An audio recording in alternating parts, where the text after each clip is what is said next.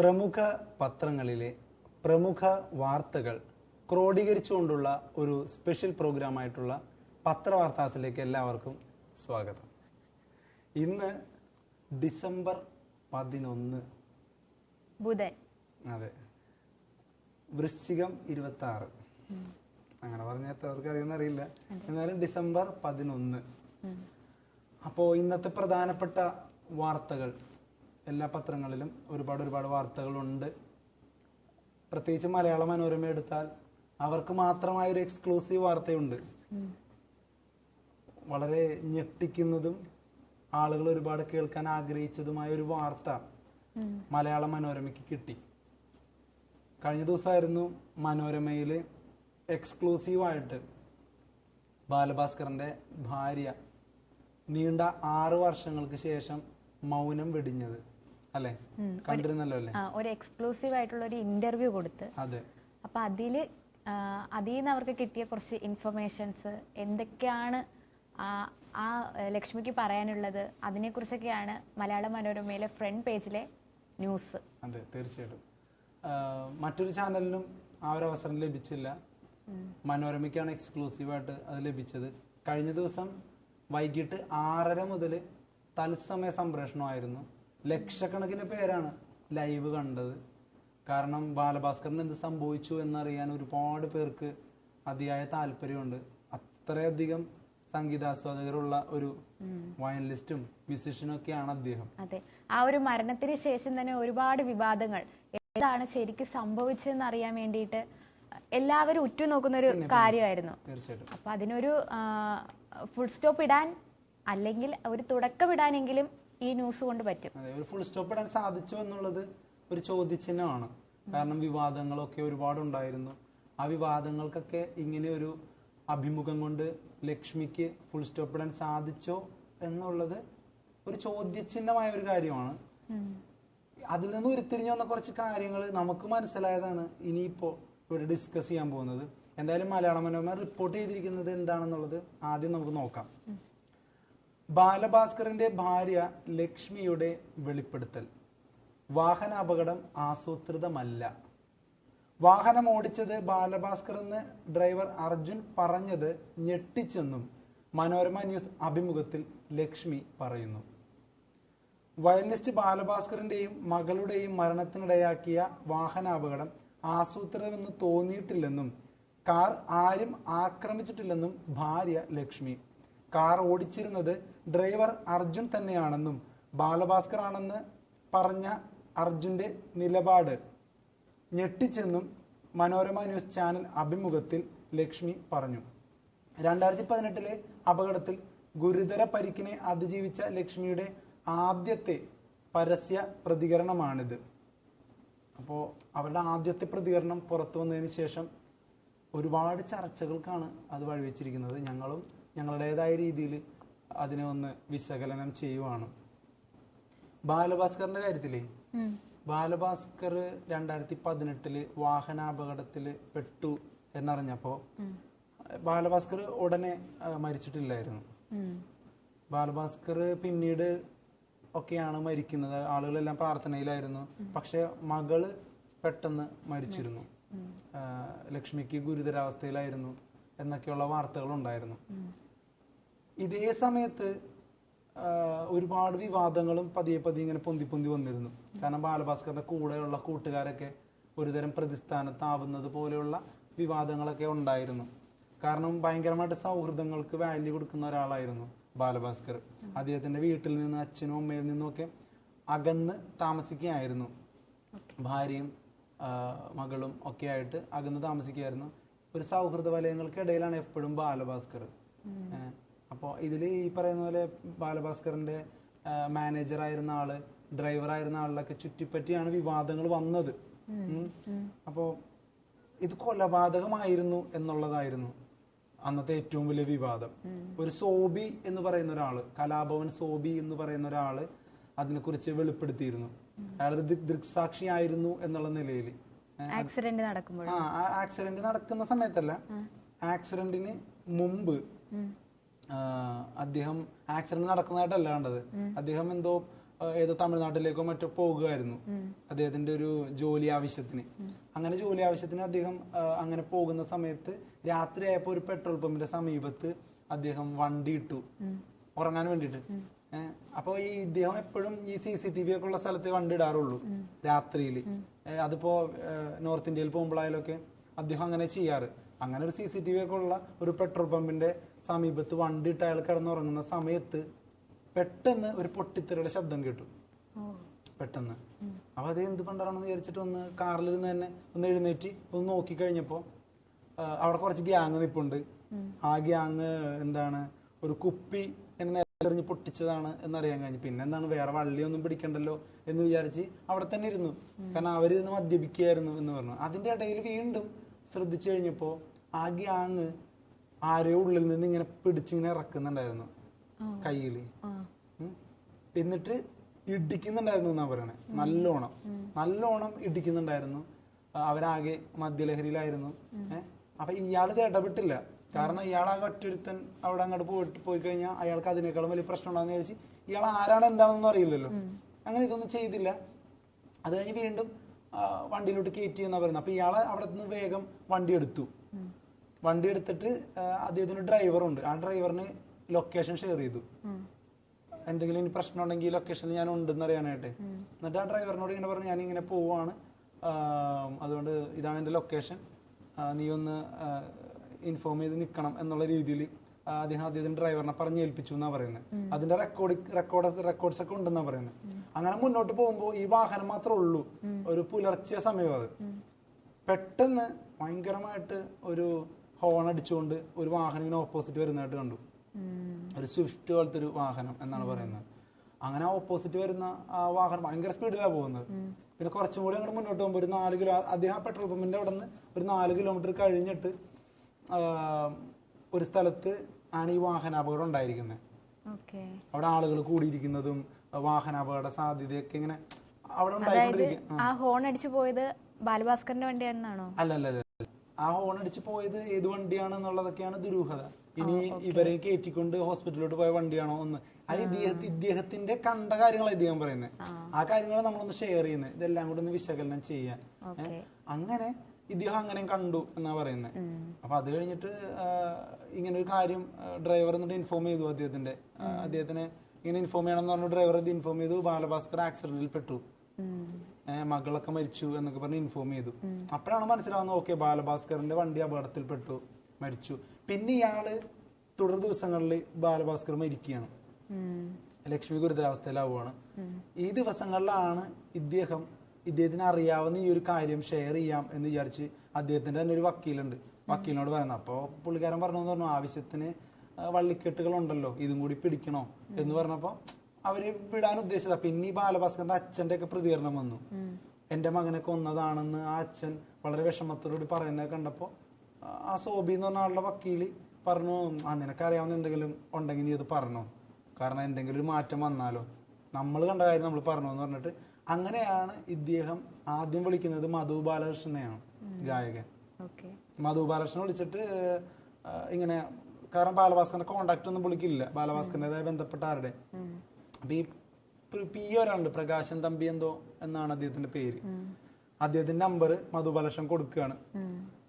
അങ്ങനെ ഈ പറയുന്ന മധു ബാലകൃഷ്ണൻ കൊടുത്ത നമ്പറിൽ അയാളെ വിളിക്കുമ്പോ അയാൾ ഉടനെ തന്നെ പറയുന്നത്, നമ്മളിപ്പോ ഹലോ പറയുമ്പോ തന്നെ ഉടനെ തന്നെ അയാൾ പറയാണ്, താങ്കൾ കണ്ടെന്ന് പറഞ്ഞൊക്കെ വെറുതെ ഉണ്ടോ, അങ്ങനൊന്നും സംഭവിച്ചിട്ടില്ല, താങ്കൾക്ക് തോന്നിയായിരിക്കും.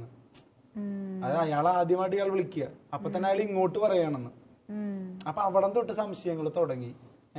എന്നിട്ട് അയാളെ പെട്ടെന്ന് കോള് വെച്ചിട്ട് മധുബാലകൃഷ്ണനെ വീണ്ടും വിളിച്ചിട്ട് ഇയാൾ പറഞ്ഞു, എനിക്കെന്തോ തൃപ്തിയായില്ല എന്ന് പറഞ്ഞു. പിന്നീടാണ് നിയമപരമായിട്ടുള്ള മൊഴി കൊടുക്കലിലേക്കൊക്കെ കാര്യങ്ങൾ കടന്നത്. അപ്പൊ ഈ സോബി എന്ന് പറയുന്ന ആള് ഇപ്പോഴും സോഷ്യൽ മീഡിയയിൽ പല അഭിമുഖങ്ങളിലൂടെ തന്റെ നിലപാട് ആവർത്തിക്കുകയാണ്. പക്ഷെ സോബി പറഞ്ഞ നിലപാടും ഇപ്പോൾ മനോരമയിലൂടെ ലക്ഷ്മി പറഞ്ഞ നിലപാടും രണ്ട് ധ്രുവത്തിലാണ്. ഒരിക്കലും നമുക്ക് കൂട്ടി വായിക്കാൻ പറ്റില്ല. ഇതിൽ ഏതാണ് ശരിയെന്ന കൺഫ്യൂഷനിലാണ് ശരിക്കും പറഞ്ഞു കഴിഞ്ഞാൽ ഇപ്പോൾ എല്ലാവരും. കാരണം സോബി 6 വർഷമായിട്ട് പറഞ്ഞുകൊണ്ടിരിക്കുക ഇതേ കാര്യം തന്നെ, ദൃക്സാക്ഷിയായിട്ട് ഇതേ കാര്യം തന്നെ പറഞ്ഞുകൊണ്ടിരിക്കുക. പക്ഷെ ലക്ഷ്മി 6 വർഷമായിട്ട് ആദ്യമായിട്ടാണ് ഇന്നലെ പ്രതികരിച്ചത്. അതിന്റെ സാഹചര്യം എന്താണെന്ന് വെച്ചാൽ കഴിഞ്ഞ ദിവസങ്ങളിൽ ഒരിക്കൽ ഈ അർജുൻ എന്ന് പറയുന്ന ഒരാളെ സ്വർണ്ണക്കടത്ത് കേസിൽ പോലീസ് പിടിച്ചിരുന്നു. ഈ അർജുൻ ആരാണ്? ബാലഭാസ്കറിന്റെ ഡ്രൈവർ. അതെ, ഈ പറയുന്ന അപകടത്തിൽ ബാലഭാസ്കറിന്റെ ഡ്രൈവർ ആയിരുന്ന ആളാണ് അർജുൻ. ഈ അർജുനെയാണ് ഈ അടുത്ത ദിവസങ്ങളിൽ പോലീസ് സ്വർണ്ണക്കടത്ത് കേസിൽ പിടിച്ചത്. അപ്പൊ അദ്ദേഹത്തിന്റെ ആ ഒരു കേസ് വീണ്ടും കുത്തിപ്പൊക്കാനായിട്ട് ഈ ഒരു അറസ്റ്റ് കാരണമായി. പക്ഷെ ആ മരണം നടന്ന സമയത്തും ഇതുപോലെ സ്വർണ്ണക്കള്ളക്കടത്തുമായിട്ട് ബന്ധപ്പെട്ട് ഒരു വിവാദങ്ങൾ ചർച്ചകളുണ്ടായിരുന്നു. അപ്പൊ ഇതിലൂടെ മനസ്സിലാക്കുന്നത് ഈ അർജുൻ എന്ന് പറഞ്ഞ ഒരാൾക്ക് നിരന്തരമായിട്ട് ഈ സ്വർണ്ണക്കടത്തുമായിട്ട് ബന്ധമുണ്ട് എന്നുള്ളതാണ്. അവരുടെ അച്ഛനും ഇപ്പൊ ഈ സോബി അടക്കം ആരോപിക്കുന്നതും ഒരു വലിയ സ്വർണ്ണക്കടത്ത് ഗ്യാങ് ആണ് ഇതിന്റെ പിന്നിൽ എന്ന്. അവര് ബാലഭാസ്കറിനെ കൊന്നു കളഞ്ഞതാണ് എന്നുള്ളതാണ് അച്ഛനും ഈ കലാഭവൻ സോബി അടക്കം നിരന്തരമായി പറഞ്ഞുകൊണ്ടിരിക്കുന്നത്. അപ്പോൾ ഈ ലക്ഷ്മി അടക്കം കഴിഞ്ഞ ഇന്റർവ്യൂവിൽ പറഞ്ഞൊരു പ്രധാനപ്പെട്ട കാര്യമുണ്ട്. അർജുനെ കുറിച്ച് ചോദിച്ചപ്പോൾ, അർജുൻ എങ്ങനെയാണ് നിങ്ങളുടെ ജീവിതത്തിലേക്ക് വന്നതെന്ന് ചോദിച്ചപ്പോൾ, ഇവര് പൂന്തോട്ടം എന്ന് പറയുന്ന ഒരു സ്ഥലത്ത് ഇടയ്ക്കിടെ വിസിറ്റ് ചെയ്യുമായിരുന്നു. അവിടെ വെച്ചിട്ടാണ് ഇവരുടെ ബന്ധുവിന്റെ ബന്ധു ആ ഒരു ഹോസ്പിറ്റലോ അങ്ങനെ എന്തോ ആണ്. അതായത് അവര് കുട്ടി ഉണ്ടാവാനും ഒക്കെ അവിടെയായിരുന്നു കൂടുതൽ നാളുകൾ സ്പെൻഡ് ചെയ്തെന്നൊക്കെ കേട്ടിട്ടുണ്ട്. അപ്പൊ അവിടെ വെച്ചിട്ടാണ് ബന്ധുവിന്റെ ബന്ധു അങ്ങനെ എന്തോ ആണ് ഈ അർജുന്റെ റിലേഷൻ. അല്ല ഡയറക്റ്റ് ബന്ധു അല്ല അർജുനെ കാണുന്നത്. അന്ന് ഇത് ഒരു 22 എത്രയോ വയസ്സുള്ളൂ അർജുന്. 22 വയസ്സുള്ള ഒരു പയ്യനാണ് അർജുൻ. അപ്പൊ ആ സമയത്ത് അർജുനെ കാണുമ്പോൾ അർജുൻ ഏതോ കേസിൽ പെട്ടിരിക്കുകയായിരുന്നു എന്നും നിരപരാധിയാണെന്ന് ബാലഭാസ്കറിനെ ബോധ്യപ്പെടുത്തി ഇമോഷണൽ ആയിട്ട് സംസാരിച്ചപ്പോൾ ബാലഭാസ്കർ മോട്ടിവേറ്റ് ചെയ്തു. അപ്പോ അർജുന്റെ ആ ഒരു അവസ്ഥ കണ്ടിട്ട് ബാലഭാസ്കറിന്റെ ഒരു ഇമോഷൻ ഉണ്ടായിട്ട് എങ്ങനെയെങ്കിലൊക്കെ ഈ പയ്യനെ രക്ഷപ്പെടുത്തണം എന്നുള്ള രീതിയിൽ പഠിത്തത്തിലൊന്നും ഇനി താല്പര്യമില്ല, ഒരു ജോലി മതി എന്ന് പറയുന്ന അർജുനെ ആകെ അറിയാവുന്ന ഒരു ഡ്രൈവിംഗ് ജോലിയിലേക്ക് കൊണ്ടുവരികയായിരുന്നു എന്നുമാണ് ലക്ഷ്മി പറയുന്നത്. പക്ഷെ അന്ന് ഈ കേസിൽ പെട്ടു എന്ന് പറയുമ്പോൾ ഏത് കേസാണെന്ന് ലക്ഷ്മി പറഞ്ഞിട്ടില്ല. ഇനി ഇതുപോലെ വല്ല കള്ളക്കടത്തോ സ്വർണ്ണക്കടത്തോ ആയിരുന്നെങ്കിൽ വീണ്ടും വീണ്ടും അയാളത് ആവർത്തിക്കുകയാണ് കഴിഞ്ഞ ദിവസങ്ങളിൽ പോലും. ഇനി അങ്ങനെ ചെയ്യാത്ത ഒരാളാണെങ്കിൽ എന്തായാലും ബാലഭാസ്കറിന്റെ ഇഷ്യൂ വന്നു. ബാലഭാസ്കർ ഇതുപോലെ വാഹനാപകടത്തിൽ മരിച്ച ആ ഒരു ഇഷ്യൂ വന്നപ്പോഴും ഈ സ്വർണ്ണക്കള്ളക്കടത്തിന്റെ പേരിൽ അർജുൻ കുറെ പ്രതിസ്ഥാനത്ത് നിന്നതാ. ചെയ്യാത്ത ഒരാളെ പിന്നെ ആ വഴിക്കേ പോവില്ല. പക്ഷെ അത് നിരന്തരമായി ചെയ്യുന്ന ആളായതുകൊണ്ടാണ് വീണ്ടും ഈ അടുത്ത കാലത്ത് ഇത്രയൊക്കെ ഉണ്ടായിട്ടും സ്വർണ്ണക്കള്ളക്കടത്ത് കേസിൽ വീണ്ടും അറസ്റ്റിലായത്. അപ്പൊ ബാലഭാസ്കർ എന്തിന് അർജുനെ കൂടെ കൂട്ടി എന്നുള്ളതിലാണ് ദുരൂഹത. ശരിക്കും ബാലഭാസ്കർ കൊല്ലപ്പെട്ടോ ഇല്ലയോ എന്നുള്ളതൊന്നും അല്ല ചോദ്യം. ലക്ഷ്മിയുടെ ഇന്നലെ ഇന്റർവ്യൂവിൽ മനസ്സിലായ ഒരു കാര്യം, ലക്ഷ്മി ആരൊക്കെയോ സംരക്ഷിക്കാൻ നോക്കുന്നുണ്ട് എന്നുള്ളത് തന്നെയാണ്. കാരണം അർജുനെ കുറിച്ച് കൂടുതൽ ബ്രൂട്ടലായിട്ടൊന്നും പറയുന്നില്ല. ഇനിയിപ്പോ ആകെ ചെയ്യാൻ പറ്റുന്നത് ഭർത്താവിന്റെയും മകളുടെയും ആത്മാവിന് വേണ്ടി ചെയ്യാൻ പറ്റുന്നത് എനിക്കറിയാവുന്ന കാര്യങ്ങൾ പറയുക എന്ന് ലക്ഷ്മി പറയുമ്പോഴും ആ യാത്രയിൽ ആ അപകടം ഉണ്ടാകുന്നതിന് തൊട്ട് മുമ്പത്തെ നിമിഷങ്ങൾ ലക്ഷ്മി പറഞ്ഞതിൽ ലക്ഷ്മി ഭൂരിഭാഗം സമയം കണ്ണടച്ച് ഇരിക്കുകയായിരുന്നു എന്നുള്ള രീതിയിൽ. എന്നാ വാഹനത്തിൽ പോകുമ്പോൾ എന്തോ വണ്ടിച്ചുരുക്ക് പോലത്തെ എന്തോ ഒരു പ്രശ്നം ലക്ഷ്മിക്കുണ്ട്. അതുകൊണ്ട് കണ്ണടച്ച് ഇങ്ങനെ ഉറങ്ങുന്ന പോലെ ഇരിക്കുകയായിരുന്നു. പിന്നെ ഇടയിൽ വെച്ച് ഏതോ ഒരു കടയിൽ കയറി എന്തോ കുടിച്ച് വരുന്നതൊക്കെ ഓർമ്മയുണ്ട്. അത് കഴിഞ്ഞ് ബാലഭാസ്കറും അർജുനൊക്കെ അകത്ത് കയറി വീണ്ടും ലക്ഷ്മി ഇതുപോലെ കണ്ണടച്ച് മുന്നോട്ട് പോവാണ്. അത് കഴിഞ്ഞ് ബാലഭാസ്കർ പറയാണ് ഞാനൊന്ന് കിടക്കുകയാണെന്ന് പറയുന്നതാണ് ലാസ്റ്റായിട്ടും ലക്ഷ്മി കേട്ടത്, ശ്രദ്ധിച്ചത്. അത് കഴിഞ്ഞ് പിന്നെ വണ്ടിയുടെ മൂവ്മെന്റ് എന്തോ ഒരു പാളിയെന്ന് അറിഞ്ഞപ്പോഴാണ് ലക്ഷ്മി കണ്ണു തുറന്ന് നോക്കുമ്പോൾ മുമ്പിലുള്ളതൊന്നും വ്യക്തമായിട്ടൊന്നും കാണാൻ പറ്റുന്നില്ല. ജസ്റ്റ് ഫ്രാക്ഷൻ ഓഫ് സെക്കൻഡ്സിൽ അർജുന്റെ മുഖഭാവം ഭയങ്കരമായിട്ട് പകച്ചു പോകുന്നത് ലക്ഷ്മി കണ്ടു എന്നൊക്കെയാണ് പറയുന്നത്. അപ്പോ വിട്ടാണ് പറയുന്നത്. ഇടക്കിടക്ക് കണ്ണു തുറക്കും, ഇടക്കിടക്ക് കണ്ണടയ്ക്കും. അതായത് ഒരു കൊച്ചിനെ വെച്ചോണ്ടായിരിക്കണം ലക്ഷ്മി തന്നെ പറയുന്നുണ്ട് മുൻ സീറ്റിൽ കൊച്ചിനെ വെച്ചോണ്ടായിരിക്കണേന്ന്. അങ്ങനെ കൊച്ചിനെ വെച്ചോണ്ടിരിക്കുന്ന ഒരാള് അങ്ങനെ കണ്ണടച്ച് നിരന്തരമായിട്ട് ബാക്കിൽ ബാലഭാസ്കരൻ കിടന്നുറങ്ങണം, ഡ്രൈവർ മാത്രം ഉണർന്നിരുന്ന് വണ്ടി ഓടിക്കുക എന്നുള്ള പറയുന്നതൊക്കെ അത് കാരണം ഇവരൊപ്പം ഒരുപാട് നാളായിട്ടുള്ള ഒരാളാ. ഒരു ഡ്രൈവറിന് ഇപ്പൊ നമ്മൾ രാത്രി അങ്ങനെ പോകുമ്പോ നമ്മൾ അങ്ങോട്ടും ഇങ്ങോട്ടും സംസാരിച്ചൊക്കെ ഇരിക്കാറുണ്ട്. കാരണം അയാൾ ഉറങ്ങിപ്പോകാതിരിക്കാനും ഒക്കെ. കാരണം ഇതൊരു രാത്രിയാണ് ഈ സംഭവം പോകുന്നത് തന്നെ. അപ്പൊ ലക്ഷ്മി ഭയങ്കരമായിട്ട് ഇങ്ങനെ കണ്ണടച്ച് ഒന്നും അറിയാതെ ആ ഒരു കണ്ണടക്കലാണ് ശരിക്കും പറഞ്ഞ പ്രശ്നമായത്. അപ്പൊ ഇതിലൂടെ ശരിക്കും ലക്ഷ്മി നിസ്സഹായാവസ്ഥയിലാണോ എന്നും സംശയമുണ്ട്. കാരണം ബാലഭാസ്കർ കൊല്ലപ്പെട്ടതാണെന്നല്ല പറഞ്ഞു വരുന്നത്. ഒരു സംശയം എന്താണെന്ന് വെച്ച് കഴിഞ്ഞാല് ബാലഭാസ്കറിനെയാണോ ശരിക്കും ലക്ഷ്മി പ്രൊട്ടക്ട് ചെയ്യാൻ നോക്കുന്നത് ഇപ്പോഴും എന്നുള്ളതാണ് എന്റെ സംശയം. എന്തിനു വേണ്ടിയിട്ടാ പ്രൊട്ടക്ട് ചെയ്യുന്നേ? അതായത് പല കാര്യങ്ങളും പുറത്തു വന്നാൽ ബാലഭാസ്കറിന് അതൊരു ഷെയിമായി മാറുമോ? അദ്ദേഹം മരിച്ചു മണ്ണടിഞ്ഞു, നല്ല പേരിൽ തന്നെയാണ് അദ്ദേഹം പോയിരിക്കുന്നത്. അദ്ദേഹത്തിനെ കൊന്നു എന്നുള്ള രീതിയിൽ മറ്റു കുറെ പേര് പ്രതിസ്ഥാനത്തുണ്ടെങ്കിലും ബാലഭാസ്കറിനൊരു നെഗറ്റിവിറ്റി ഇതുവരെയും വന്നിട്ടില്ല. പക്ഷേ ഇനി ലക്ഷ്മി എന്തെങ്കിലും തരത്തിൽ ഈ സത്യങ്ങളിലേക്ക് പോയാൽ ബാലഭാസ്കറിന് ദോഷം ചെയ്യുന്ന എന്തെങ്കിലും ഒരു നെഗറ്റിവിറ്റി അതിലുണ്ടാകുമോ എന്നുള്ളതാണ് ഏറ്റവും വലിയ ദുരൂഹത. കൊലപാതകത്തിനേക്കാൾ ശരിക്കും പറഞ്ഞാൽ ലക്ഷ്മി അടക്കം പേടിക്കുന്നത് ചിലപ്പോൾ അതായിരിക്കാം. കാരണം ഈ അർജുൻ എന്നുള്ള ഒരാളുടെ, അല്ലെങ്കിൽ പ്രകാശൻ തമ്പി എന്ന് പറഞ്ഞ കൂടെയുള്ള ആൾക്കാരൊക്കെ ഈ സ്വർണ്ണക്കടത്ത് കേസിലെ ആൾക്കാരാ. ഇവരാണ് ബാലഭാസ്കറിന്റെ മാനേജറും ഇവരാണ് ഡ്രൈവറും ഒക്കെ. അതെല്ലാവർക്കും അറിയാവുന്ന ഈ കലാഭവൻ സോബി എന്ന് പറഞ്ഞാൽ നിരന്തരമായിട്ട് പറഞ്ഞുകൊണ്ടിരിക്കുന്ന കാര്യവും അതാണ്. കോമൺ സെൻസിൽ ചിന്തിച്ചു കഴിഞ്ഞാൽ എല്ലാവർക്കും മനസ്സിലാവുന്ന ഒരു കാര്യം അതാണ്. അദ്ദേഹത്തിന്റെ ഫാമിലിയിൽ നിന്നൊക്കെ അദ്ദേഹം അകന്ന് ഈ കൂട്ടരുടെ ഒപ്പമായിരുന്നു. ആ കൂട്ടരാണ് സ്വർണ്ണക്കള്ളക്കടത്ത് നടത്തുന്ന ആളുകളാണ്. ഈ ആളുകളുടെ ഒപ്പം ബാലഭാസ്കർ നിൽക്കുന്നു എന്ന് പറയുന്നതിൽ തന്നെ ദുരൂഹതയുണ്ട്.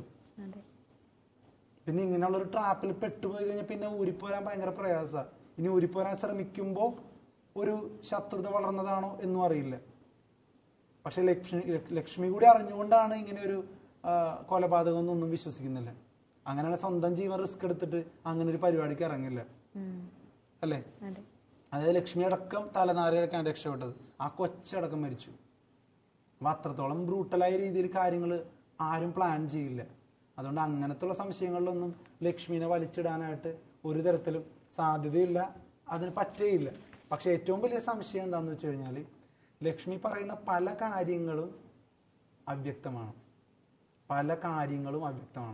അർജുൻ ഇപ്പം ഇത്രയും ഇതായിട്ട് സ്വർണ്ണക്കള്ളക്കടത്തിൽ പിടിച്ചിട്ട് പോലും അതിന്റെ ഒരു സീരിയസ്നെസ് പോലും അവർക്കില്ല എന്നാണ് തോന്നിയത്. കാരണം അർജുനെ അടക്കം പ്രൊട്ടക്ട് ചെയ്യുന്ന രീതിയിലാണ് അവരുടെ പല സംഭാഷണങ്ങളും. അതുകൊണ്ട് ഇതിൽ ശരിക്കുള്ള ദുരൂഹത നീക്കണമെങ്കിൽ ഇനിയും സത്യങ്ങൾ പുറത്തു വരേണ്ടിയിരിക്കുന്നു. കലാഭവൻ സോബി പറയുന്നതാണോ അല്ലെങ്കിൽ ബാലഭാസ്കറിന്റെ കൂടെ ഉണ്ടായിരുന്ന ഭാര്യ പറയുന്നതാണോ ശരിയെന്ന് സോഷ്യൽ മീഡിയ അടക്കം ചർച്ച ചെയ്യുകയാണ്. വിവാദങ്ങളൊന്നും അവരെ ബാധിക്കുന്നില്ലെങ്കിലും കടുത്ത ആക്ഷേപങ്ങൾ അവർക്കെതിരെ ഈ അർജുനെ കൂട്ടിവെച്ചൊക്കെ വന്നതിന് ശേഷമാണ് അവർ ഇത്രയെങ്കിലും പ്രതികരിക്കണം എന്നുള്ള രീതിയിൽ അവർ മുന്നോട്ട് വന്നത്. അപ്പൊ ആ പ്രതികരണത്തിന്റെ മറുപടികളായിട്ടും ബാക്കിയുള്ള അതിന്റെ അനന്തരഫലങ്ങളായിട്ട് ഇനിയുള്ള ദിവസങ്ങളിൽ ഓരോരോ കാര്യങ്ങൾ ഈ പറയുന്ന കലാഭവൻ സോബി അടക്കം പത്രസമ്മേളനം വിളിക്കും എന്നാണ് പറഞ്ഞിരിക്കുന്നത്. അപ്പോൾ എനിക്ക് തോന്നുന്ന പ്രധാനമായ ഒരു സംശയം, ലക്ഷ്മി ശരിക്കും പ്രൊട്ടക്ട് ചെയ്യാൻ ശ്രമിക്കുന്നത് അർജുനെ അല്ല, അത് ബാലഭാസ്കറിനെ തന്നെയാണ്. കാരണം ചില സത്യങ്ങൾ പുറത്തു വന്നാൽ മരിച്ചു മണ്ണടിഞ്ഞ ഭർത്താവിനെ പോലും പ്രതി ചേർത്തുകൊണ്ട് സമൂഹം ഇക്കാര്യങ്ങൾ ചർച്ച ചെയ്യുമോ എന്നുള്ള ഭയത്തിലാണ് ലക്ഷ്മി ഇത്തരത്തിൽ പ്രതികരിച്ചതെന്നാണ് ആ ഒരു ഇന്റർവ്യൂവും കാര്യങ്ങളും കണ്ടപ്പോൾ വിലയിരുത്താൻ പറ്റിയത്. അതിലെ സത്യങ്ങളും കാര്യങ്ങളും എന്തൊക്കെയാണെന്നുള്ളത് നിയമപരമായിട്ടായാലും ഇനിയുള്ള ദിവസങ്ങളിൽ അതിന്റെ കൂടുതൽ തുടർ നടപടികൾ ഉണ്ടാവും. ആ സമയത്ത് അതിനെക്കുറിച്ച് ചർച്ച ചെയ്യാം. എന്തായാലും ഒരു കാര്യം പറയുന്നത്, ബാലഭാസ്കറിന്റെ മരണം, അതുപോലെ തന്നെ സ്വർണ്ണക്കള്ളക്കടത്ത്, അതുപോലെ ലക്ഷ്മിയുടെ ഈ പ്രതികരണം എല്ലാം കൂടി കൂട്ടി വായിച്ചാൽ ഇനിയും ഒരുപാട് ദുരൂഹതകൾ ബാക്കിയാണ്. അപ്പൊ ലക്ഷ്മി പ്രൊട്ടക്ട് ചെയ്യുന്നത് സ്വന്തം ഭർത്താവിനെ തന്നെയാണ് ഇപ്പോഴും. അല്ലാതെ അർജുൻ ബാക്കിയുള്ളവരൊക്കെ ജസ്റ്റ് അതിനനുസരിച്ച് പ്രവർത്തിക്കുന്ന ആളുകൾ മാത്രമായിരിക്കാം. അല്ലാതെ ആ 22 വയസ്സുള്ള പയ്യൻ ഭയങ്കരമായ ഒരു ഗ്യാങ് ലീഡർ ആണെന്നൊന്നും നമ്മൾ പറയുന്നില്ല. അല്ലാണ്ട് ഒന്നും അറിയാതെ ഒരു പൊട്ടനെ പോലെ ബാലഭാസ്കർ ഇവരെയൊക്കെ കൂടെ കൂട്ടി, അയ്യോ ഇയാള് സ്വർണ്ണക്കണക്കത്താന്ന് അറിയില്ല, അർജുന അറിയില്ല, ഇങ്ങനെയൊക്കെ പറഞ്ഞ് കൂടെ കൂട്ടിയതാണെന്നുള്ള നിഷ്കളങ്കമായ ലക്ഷ്മിയുടെ വാക്കുകൾ വിശ്വസിക്കാൻ മാത്രം ഇവിടെ ആരും മണ്ടന്മാരും അല്ല. കാരണം ബാലഭാസ്കർ ഈ പറഞ്ഞ ആളുകളെക്കാൾ പരിചയസമ്പത്തുള്ള ഒരാളാണ് പ്രായം കൊണ്ടെങ്കിലും. പിന്നെ ഈ സ്വർണ്ണക്കള്ളക്കടത്ത് എന്ന് പറഞ്ഞു കഴിഞ്ഞാൽ കേരളത്തിനുള്ളിൽ തന്നെ നടക്കുന്നതല്ല, പുറത്തുനിന്ന് കൊണ്ടുവരാം, ഇവിടെ നിന്ന് അങ്ങോട്ട് കൊണ്ടുപോയി ഇങ്ങനെയുള്ള ഒരു പരിപാടിയാണ്. അപ്പൊ ഈ പുറത്തും മറ്റൊക്കെ വിദേശ ഷോകളും മറ്റൊക്കെ നടത്തുന്ന ബാലഭാസ്കർ ഒന്നും അറിയാത്ത ഒരു നിഷ്കളങ്കനെ പോലെ എന്നുള്ള രീതിയിൽ പ്രസന്റ് ചെയ്യപ്പെടുമ്പോഴും ഇപ്പൊ കൂടുതൽ സംശയങ്ങൾ പലർക്കും വരുന്നുണ്ട്. അതുകൊണ്ട് വീണ്ടും റിപ്പീറ്റ് ചെയ്യുന്നു, ബാലഭാസ്കറിനെയാണ് ലക്ഷ്മി പ്രൊട്ടക്ട് ചെയ്യാൻ ശ്രമിച്ചത് എന്നാണ് ഒരു ഊഹം. അറിയില്ല അതിന്റെ സത്യം എന്താണെന്ന് വെച്ചാൽ തെളിയട്ടെ. ഓക്കെ, അടുത്ത വാർത്തകളിലേക്ക് നമുക്ക് പോകേണ്ടതുണ്ട്. യെസ്, റീൽസ് ഒക്കെ സൂക്ഷിച്ചെടുക്കണം അല്ലെ? എന്താണ് സൂര്യക്ക് പറയാനുള്ളത്? റീൽസ് എടുക്കുന്നതുമായി ബന്ധപ്പെട്ട് ഇപ്പൊ പുതിയ ട്രെൻഡാണ്, എല്ലായിടത്തും പോയി റീൽസ് എടുക്കുക. മലയുടെ മുകളിൽ, അതുപോലെ വെള്ളച്ചാട്ടത്തിന്റെ നടുക്ക് എന്നൊക്കെ പറഞ്ഞ് ഭയങ്കര വെറൈറ്റി ആയിട്ട് വൈറലാവാൻ വേണ്ടി, ലൈക്ക് കിട്ടാനും വൈറലാവാനും വേണ്ടിയിട്ട് പെട്ടെന്ന് ചെയ്യുന്നതായിരിക്കും. പക്ഷെ അത് പലപ്പോഴും നമ്മുടെ ജീവൻ വെച്ചിട്ടുള്ള ഒരു കളിയാണ്. മരണത്തിലേക്ക് വരെ അത് കാരണമാകും. അങ്ങനെ ഒരു മരണം ഒരു യുവാവിന് സംഭവിച്ചിരിക്കുകയാണ്. റീൽസ് ചിത്രീകരണത്തിനിടെ കാർ ഇടിച്ച് യുവാവ് മരിച്ചു. അപകടം കാർ ചേസിംഗ് വീഡിയോ എടുക്കുന്നതിനിടയിൽ. നമ്മുടെ കേരളത്തിൽ തന്നെയാണ് എന്നതാണ് അതിനേം കാട്ടി ഒരു പരിതാപകരമായ ഒരു സത്യം. അപ്പം ആ ന്യൂസ് നോക്കാം അല്ലേ. കാർ ചേസിംഗ് റീൽസ് ചിത്രീകരിക്കുന്നതിനിടെ അതേ കാറിടിച്ച് യുവാവിന് ദാരുണാന്ത്യം. വീഡിയോഗ്രാഫറായ കടമേരി വേളത്ത് താഴേക്കൂനി നെടുഞ്ചാലിൽ സുരേഷിന്റെയും ബിന്ദുവിന്റെയും ഏക മകൻ TK ആൽവിനാണ് മരിച്ചത്. 20 വയസ്സേ ഉള്ളൂ. വെറും 20 വയസ്സ്. അതായത് ഈ തൊണ്ടയാട് എന്ന് പറഞ്ഞ സ്ഥലത്തുള്ള 999 ഓട്ടോമോട്ടീവ് എന്ന കാർ ആക്സസറീസ് പോളിഷിംഗ് ഡീറ്റെയിലിംഗ് സ്ഥാപനത്തിന് വേണ്ടി ഒരു റീൽസ് എടുക്കുന്നതിനിടയിലാണ് ഇങ്ങനെയൊരു ദാരുണമായ സംഭവം നടന്നത്. ശരിക്കും 6 മാസം മുമ്പ് ആൽവിൻ ഇവിടുത്തെ ജോലിക്കാരനായിരുന്നു. ആ ജോലി വിട്ടതുമാണ്. പക്ഷെ വീണ്ടും കഴിഞ്ഞ ദിവസം ആ സ്ഥാപനവുമായി ബന്ധപ്പെട്ടതിനെ തുടർന്നാണ് ഇങ്ങനൊരു ഷൂട്ടിംഗ് നടത്താനുള്ള തീരുമാനത്തിലേക്ക് പോകുന്നത്. അതായത് 2 വാഹനങ്ങൾ സ്പീഡിൽ വരുന്നു, അതിന്റെ നടുക്ക് നിന്നിട്ട് ഈ പയ്യൻ വീഡിയോ എടുക്കുന്നു എന്നുള്ളതായിരുന്നു കൺസെപ്റ്റ്. അതിൽ ഒരു വാഹനം ഈ പയ്യൻ ഇടിച്ച് തെറിപ്പിക്കുകയായിരുന്നു.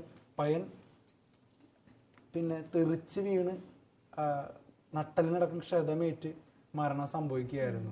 അത് രണ്ടും ഒരേ ദിശയിൽ വന്ന നല്ല സ്പീഡിന് വന്ന വാഹനത്തിന് നടുക്ക് നിൽക്കുന്നതായിരുന്നു ആൽവിന്. അപ്പോൾ നിയന്ത്രണം വിട്ടിട്ടായിരുന്നു കാറിന്റെ ആ ഒരു നിയന്ത്രണം വിട്ട് വന്ന കാറ് ആൽവിനെ ഇടിച്ചു തെറിപ്പിക്കുകയായിരുന്നു. തീർച്ചയായും 2 ആഡംബര കാറുകളാണ്. കാറുകളുടെ പേര് എഴുതിയിട്ടുണ്ടോ? ഏതൊക്കെ കാറുകളാണെന്ന്? സ്വകാര്യ കമ്പനിക്കായി ഡിഫൻഡർ ബെൻഡ് കാറുകളുടെ ചേസിംഗ് വീഡിയോ എടുക്കുമ്പോഴായിരുന്നു. ഡിഫൻഡർ. അപ്പൊ നല്ല ആഡംബര കാറുകളുടെ ചേസിംഗ് വീഡിയോ ചിത്രീകരിക്കുകയാണ്. ആ ഒരു പയ്യൻ നടുക്ക് നിൽക്കുന്നു, ഇവർ അങ്ങോട്ടും ഇങ്ങോട്ടും ഭയങ്കര സ്പീഡിൽ വരുന്നു. എന്തൊരു കൺസെപ്റ്റാണത്. പിന്നീട് ഈ വാഹനം, അതായത് അപകടം പറ്റി ആ ഒരു വാഹനത്തിൽ തന്നെ ആയിരുന്നു ആൽവിനെ ഹോസ്പിറ്റലിലേക്ക് കൊണ്ടുപോയിട്ടുണ്ടായിരുന്നത്. അശ്രദ്ധമായ ഡ്രൈവിംഗ്, മനഃപൂർവ്വമല്ലാത്ത നരഹത്യാ വകുപ്പുകൾ ചേർത്ത് വാഹനം ഓടിച്ചയാൾക്കെതിരെ വെള്ളയിൽ പോലീസ് കേസെടുത്തിട്ടുണ്ട്. പിന്നെ കമ്പനി പ്രതിനിധിയാണ് വാഹനം ഓടിച്ചിരുന്നതെന്ന് പോലീസ് വ്യക്തമാക്കിയിട്ടുണ്ട്. കാറുകൾ കസ്റ്റഡിയിലെടുത്തു. സിനിമാറ്റോഗ്രാഫർ കൂടിയായ ആൽവിൻ മുമ്പും വാഹനങ്ങളുടെ ചേസിംഗ് റീലുകൾ ഷൂട്ട് ചെയ്തിട്ടുണ്ട്. ഈ മരണം സ്ഥിരീകരിച്ചതോടെ സ്ഥാപന ഉടമ കൂടിയായിട്ടുള്ള ഈ കാർ ഓടിച്ച മഞ്ചേരി സ്വദേശി സാബിത് കല്ലിങ്ങലിനെയും മുഹമ്മദ് റൈസിനെയും പോലീസ് കസ്റ്റഡിയിലെടുത്തു. വൃക്ക മാറ്റിവെച്ച ആൽവിൻ അടുത്തിടെ ജോലി അന്വേഷിച്ച് വിസിറ്റിംഗ് വിസയിൽ ഗൾഫിലും പോയിരുന്നു. അപ്പൊ ജീവിതത്തിൽ വളരെ സ്ട്രഗിൾ ചെയ്ത് വന്നൊരു ചെറുപ്പക്കാരനാണ് ഇത്തരത്തിലൊരു ദാരുണമായ അന്ത്യം സംഭവിച്ചത്. പക്ഷെ ലൈഫ് സ്റ്റാർട്ട് ചെയ്തിട്ടേ ഉള്ളൂ. ആ ഒരു ടൈമിൽ തന്നെ സ്വന്തം ജീവിതം തുടങ്ങുന്ന ടൈമിൽ ആ ഒരു ജീവിതോപാധിക്കായിട്ട് തിരഞ്ഞെടുത്ത വഴിയിൽ തന്നെ പൊലിഞ്ഞു പോവാന്ന് പറയുന്നത് അത്യധികം സങ്കടമുണ്ടാക്കുന്ന കാര്യമാണ്. പ്രത്യേകിച്ച് റീൽസ് ഒക്കെ എടുക്കുമ്പോൾ ഇനിയെങ്കിലും ശ്രദ്ധിക്കുക. ജീവൻ പണയപ്പെടുത്തി ലൈക്ക് മേടിച്ചു കഴിഞ്ഞാൽ കാണാൻ ആരെങ്കിലും വേണ്ടേ? അല്ലേ? നമ്മളുണ്ടാവില്ലല്ലോ എന്നുള്ളൊരു ചിന്തയെങ്കിലും വെച്ചിട്ട് ഇനി റീൽസും കാര്യങ്ങളൊക്കെ വളരെ ശ്രദ്ധയോടുകൂടി എല്ലാവരും, ഇപ്പൊ ഒരുപാട് സ്ത്രീകളായാലും ഒക്കെ ഒരു പരിസര ബോധമില്ലാതെ റീൽസ് എടുക്കുന്നുണ്ട്. അതെ, റീൽസ് എടുത്ത് പലരുടെയും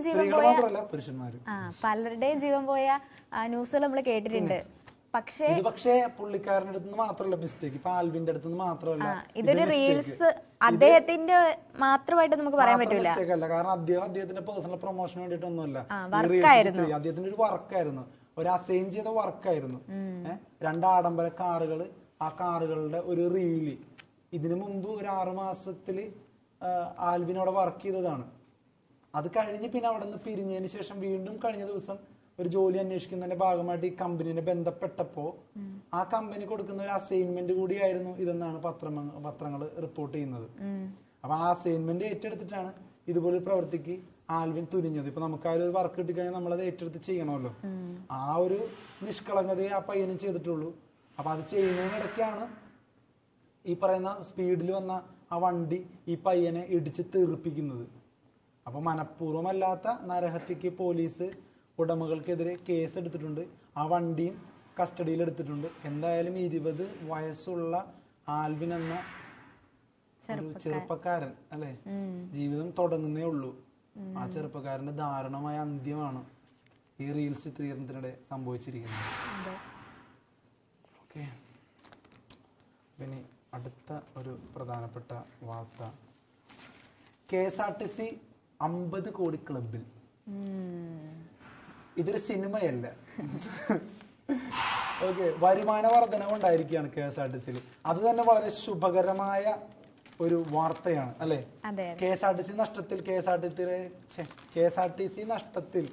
KSRTCയിലെ ജീവനക്കാർക്ക് ശമ്പളമില്ല, പെൻഷൻ ഇല്ല എന്നൊക്കെ പറഞ്ഞുള്ള വാർത്തകളാണ് നമ്മൾ കേട്ടിട്ടുള്ളത് അല്ലെ. പക്ഷെ അതിനിടയിൽ KSRTC ലാഭത്തിൽ എന്ന് കേൾക്കുമ്പോൾ മരുഭൂമിയിൽ മഞ്ഞു വീണ അല്ലെങ്കിൽ ചെറിയൊരു പൊടിത്തുള്ളി മഴ വീണ സുഖമാണ്.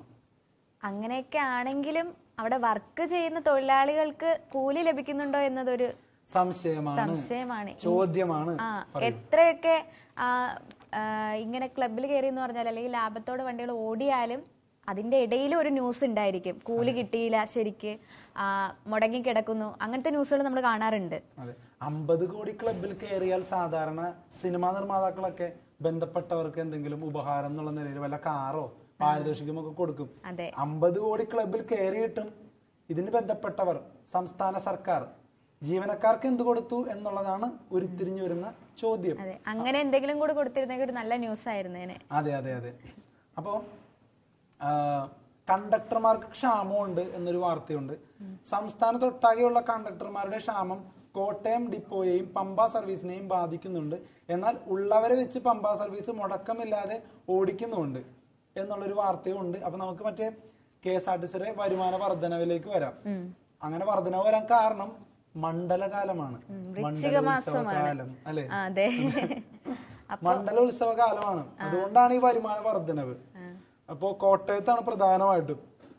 തീർത്ഥാടന കാലം 1 മാസത്തിലേക്ക് കടക്കുമ്പോൾ വരുമാനത്തിൽ കോളടിച്ച് കോട്ടയം KSRTC കഴിഞ്ഞ 14 മുതൽ ഇന്നലെ വരെ 155 കോടി രൂപയാണ് വരുമാനം. വെറും 50 കോടി ക്ലബ് ഒന്നുമല്ല, 100 കോടി ക്ലബ് കഴിഞ്ഞു കോട്ടയം KSRTC.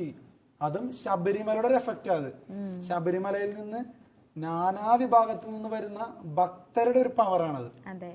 ഓക്കെ, എന്തായാലും KSRTCക്ക് ഇപ്പൊ വരുമാനത്തിന്റെ കാര്യത്തിലായാലും ഒക്കെ ഇപ്പൊ കോട്ടയത്തുള്ള ഉദ്യോഗസ്ഥർക്ക് മാത്രം കൂട്ടാം എന്നുള്ള നിലയിൽ പറ്റില്ലല്ലോ. കാരണം ഒരു സ്വകാര്യ ബസ് അല്ല. അതിപ്പോ കോട്ടയത്ത് മാത്രമല്ലല്ലോ സർവീസ് നടത്തുന്നേ, പല അന്യ സംസ്ഥാനങ്ങളിൽ നിന്ന് വരുന്ന എല്ലാ ആൾക്കാരും പല പല ജില്ലകളിലെ KSRTC സർവീസ് ഉപയോഗപ്പെടുത്തുന്നുണ്ട്. അപ്പൊ അതിനു വേണ്ടിയിട്ട് അങ്ങനെ KSRTC സർവീസും നടത്തുന്നുണ്ട്. അതിന്റെയൊക്കെ ഒരു ലിസ്റ്റ് ഇവിടെ കൊടുത്തിട്ടുണ്ട്, എവിടെയൊക്കെയാണുള്ളതെന്ന്. അപ്പോ പലരും റെയിൽവേ സ്റ്റേഷനിൽ വന്ന് ഇറങ്ങിയിട്ട് ഈ ഒരു പമ്പ അല്ലെങ്കിൽ എരുമേലി ബസ്സിനെ ആയിരിക്കും ആശ്രയിക്കുക. അങ്ങനെ ഒരു 50 കോടി ക്ലബിൽ കയറിയിരിക്കുകയാണ്. അല്ല, ഞാൻ പറഞ്ഞെന്നറിയോ, ഇപ്പോ കോട്ടയത്ത് ഇങ്ങനെ ഒരു നേട്ടം ഉണ്ടായെന്ന് വിചാരിക്കുക. പക്ഷെ ആ നേട്ടം കൊണ്ട് ഒരിക്കലും നമുക്ക് മറ്റ് ജില്ലകളിലെ KSRTCയുടെ ജീവനക്കാർക്കോ അല്ലെങ്കിൽ പൊതുവായ രീതിയിൽ ജീവനക്കാർക്ക് ശമ്പളം കൂട്ടാനോ കൃത്യമായി പെൻഷൻ കൊടുക്കാനോ ഒന്നും സാധിക്കില്ല എന്നുള്ള പോയിന്റാണ് ഞാൻ ഉദ്ദേശിച്ചത്.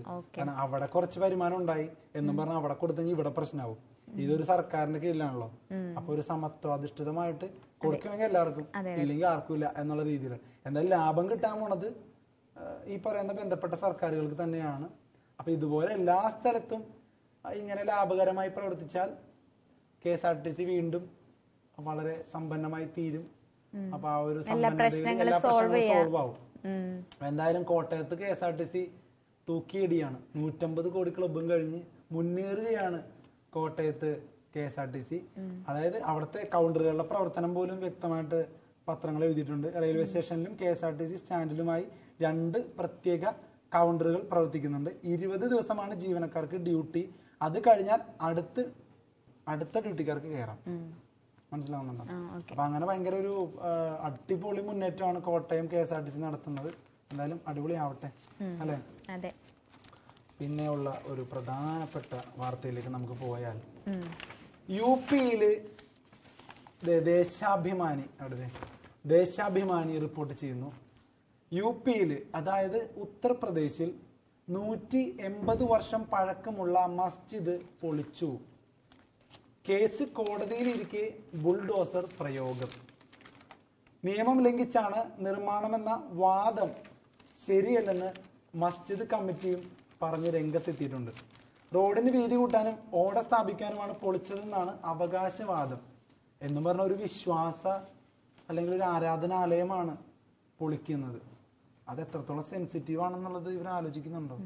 അതും അതിന്റെ കേസ് നടന്നുകൊണ്ടിരിക്കാൻ നേരത്തെ ഒരു വിധി വന്നിട്ടില്ല. അതിന്റെ ഇടയിലാണ് ആ ഒരു പൊളിച്ചത്, ആ ഒരു മസ്ജിദ് പൊളിച്ചത്. അനധികൃത നിർമ്മാണം ആരോപിച്ച് ഉത്തർപ്രദേശ് ഫത്തേപൂരിലെ നൂരി മസ്ജിദ് മണ്ണുമാന്തി ഉപയോഗിച്ച് തകർക്കുകയാണ് അവര്. ഉത്തർപ്രദേശിലെ ഫത്തേപൂരിൽ 180 വർഷത്തോളം പഴക്കമുള്ള ഒരു ജുമാ മസ്ജിദ് ആണിത്. അപ്പോൾ അവിടെ ഇങ്ങനെ ബുൾഡോസർ പ്രയോഗിക്കുമ്പോൾ ശരിക്കും രാജ്യത്തെ മൊത്തം വികാരം വ്രണപ്പെടാൻ സാധ്യതയുണ്ട്. ഒരു ജനതയുടെ, മുസ്ലിം ജനതയുടെ അവരെത്രത്തോളം ഇൻസെക്യൂർ ആണ് ഈ രാജ്യത്ത് എന്നുള്ള ചിന്ത വീണ്ടും വീണ്ടും അവർ അലട്ടിക്കൊണ്ടിരിക്കും. ഈ ബുൾഡോസറൊക്കെ വെച്ചിട്ട് അവരവരുടെ ആരാധനാലയങ്ങൾ പൊളിച്ചു നീക്കപ്പെടുമ്പോൾ ഉണ്ടാകുന്ന ഒരു വേദന നിസാരമല്ല. ഇപ്പൊ നമ്മുടെ ശബരിമലയിൽ തന്നെ സ്ത്രീ പ്രവേശനം നടന്നു എന്ന് പറഞ്ഞ് ഹിന്ദുക്കളെല്ലാവരും കൂടി സംഘടിച്ചത് ഓർമ്മയുണ്ടല്ലോ അല്ലേ? അത് അമ്പലത്തിൽ ഈ പറയുന്ന പോലെ കേടുപാടുകളൊന്നും വരുത്തിയിട്ടല്ല അത്രത്തോളം വലിയ പ്രക്ഷോഭം ഉണ്ടായത്. ആ ഒരു ആചാരം ലംഘിക്കപ്പെടുന്നു എന്നുള്ള ചിന്തയിലാണ്. ഇവിടെ ആ ഒരു വിശ്വാസത്തിന്റെ ഒരു ആലയം തന്നെ ബുൾഡോസർ രാജ് എന്നുള്ള രീതിയിൽ പൊളിച്ചു നീക്കുകയാണ്. നിഷ്കരുണം. അതിപ്പോ എന്തിന്റെ പേരിലായാലും അതൊരു ജനതയുടെ വിശ്വാസമാണ്, അവരാരാധിക്കുന്ന ഇടമാണ്. ഏത് മതമായാലും, ഇനിയിപ്പോ ക്രിസ്ത്യൻ പള്ളി പൊളിച്ചാലും ഇനി ഹിന്ദു അമ്പലങ്ങൾ പൊളിച്ചാലും ഇതേ നിലപാട് തന്നെയായിരിക്കും പറയുന്നത്. അതൊരു കൂട്ടം ആളുകളുടെ ഒരു അത്താണിയാണ്, അവർക്ക് പ്രാർത്ഥിക്കാനുള്ള ഒരു ഇടമാണ്, അവരുടെ ഏറ്റവും വലിയ ജീവിതത്തിലെ വിശ്വാസമാണ്. ആ വിശ്വാസത്തെ തകർക്കുന്ന ഇത്തരം മത തീവ്രവാദ പ്രവൃത്തികൾ ഭയങ്കര അപകടത്തിലേക്കാണ് രാജ്യത്തെ കൊണ്ടുവന്നതെന്ന് പറയാതെ വയ്യ. അത് നടത്തുന്ന കേന്ദ്ര ഗവൺമെന്റ് വക്താക്കളായിട്ടുള്ളവരടക്കം ദയവ് ചെയ്ത് രാജ്യം ഒരു മത തീവ്രവാദ ഭൂമിയാക്കി മാറ്റരുത് എന്നുള്ളൊരു അപേക്ഷ മാത്രമേ നമുക്കിപ്പോൾ പറയാനുള്ളൂ. ഇത് നോർത്ത് ഇന്ത്യയിലാണ് ഇങ്ങനെയുള്ള കാര്യങ്ങൾ കൂടുതലായിട്ട് സംഭവിക്കുന്നത്. സൗത്ത് ഇന്ത്യയിൽ എന്തായാലും BJP എത്രത്തോളം വലിയ പ്രഭാവത്തിലല്ലാത്തത് കൊണ്ട് ഇത്തരത്തിലുള്ള സംഭവങ്ങളൊന്നും കേട്ടുകേൾവിയിൽ പോലും ഇല്ല. കേരളത്തിലൊന്നും പ്രത്യേകിച്ച് അങ്ങനെ സംഭവിക്കുകയില്ല. അതിപ്പോൾ ഹിന്ദുക്കളുടെ കാര്യമാണെങ്കിലും ക്രിസ്ത്യാനികളുടെ കാര്യമാണെങ്കിലും മുസ്ലിങ്ങളുടെ കാര്യമാണെങ്കിലും ഒക്കെ ഇവിടെ ഒരു മതേതരമായ രീതിയിലാണ് കാര്യങ്ങൾ മുന്നോട്ട് കൊണ്ടുപോകുക. ഇപ്പൊ വഖഫ് ഭൂമി തർക്കത്തിൽ ക്രിസ്ത്യൻസിന് ഒരു പ്രശ്നം വന്നപ്പോഴൊന്നും ഇതുപോലെ വേഗം ചെന്ന് പൊളിക്കുക, വേഗം ചെന്ന് കുടിയൊഴിപ്പിക്കുക അങ്ങനെയുള്ള കലാപരിപാടികളൊന്നും ഉണ്ടായിട്ടില്ല. വളരെ നല്ല രീതിയിലുള്ള ചർച്ചകളും അതിനുള്ള നിയമ നടപടികളും മറ്റുമായിട്ടൊക്കെ മുന്നോട്ട് പോവുക, അതുപോലെ സമരങ്ങളൊക്കെ ആയിട്ട് മുന്നോട്ട് പോവുക. ഉടനടി തന്നെ എന്തെങ്കിലുമൊക്കെ എടുത്ത് വന്നിട്ട് പൊളിക്കുന്ന നിലപാടിലോട്ടൊന്നും ഈ പറയുന്ന വഖഫ് അധികൃതരും കടന്നിട്ടില്ല. അത് കടക്കുമോ ഇല്ലയോ എന്നുള്ള ഒരു ഭീതിയിലാണ് ഇപ്പൊ പ്രവർത്തനങ്ങൾ നടന്നുകൊണ്ടിരിക്കുന്നത്. അതുപോലെ കോടതി വിധി വരാൻ പോലും ഉണ്ട്. ആ ഒരു സാഹചര്യത്തിൽ ഉടനടി തന്നെ പൊളിച്ചു മാറ്റുക എന്നൊക്കെ പറയുന്നത് ഒരുതരം തന്നിഷ്ടമാണ്, ഒരുതരം ധാർഷ്ട്യമാണ്. അവിടെ ഭരിക്കുന്ന BJP സർക്കാരിന്റെ ഒരുതരം ധാർഷ്ട്യം തന്നെയാണെന്ന് പറയാതെ വയ്യ. അതുകൊണ്ട് ദയവ് ചെയ്ത് നിങ്ങൾ ഈ രാജ്യത്തെ അങ്ങോട്ടും ഇങ്ങോട്ടും ഭിന്നിപ്പിച്ച് ഭരിക്കുന്ന ആ ബ്രിട്ടീഷുകാരുടെ ആ സമ്പ്രദായം കൊണ്ടുവരരുത്. ഇനി പുറത്താക്കാനാണ്, വേറെ രാജ്യത്തേക്ക് ഓടിക്കാനാണെങ്കിൽ ആ കാര്യം തുറന്നു പറഞ്ഞ് നിങ്ങൾ ബാക്കിയുള്ള കാര്യങ്ങൾ ചെയ്യും. അപ്പോൾ എന്താണ് നിങ്ങളുടെ ഉള്ളിലുള്ളതെന്നെങ്കിലും മനസ്സിലാവും.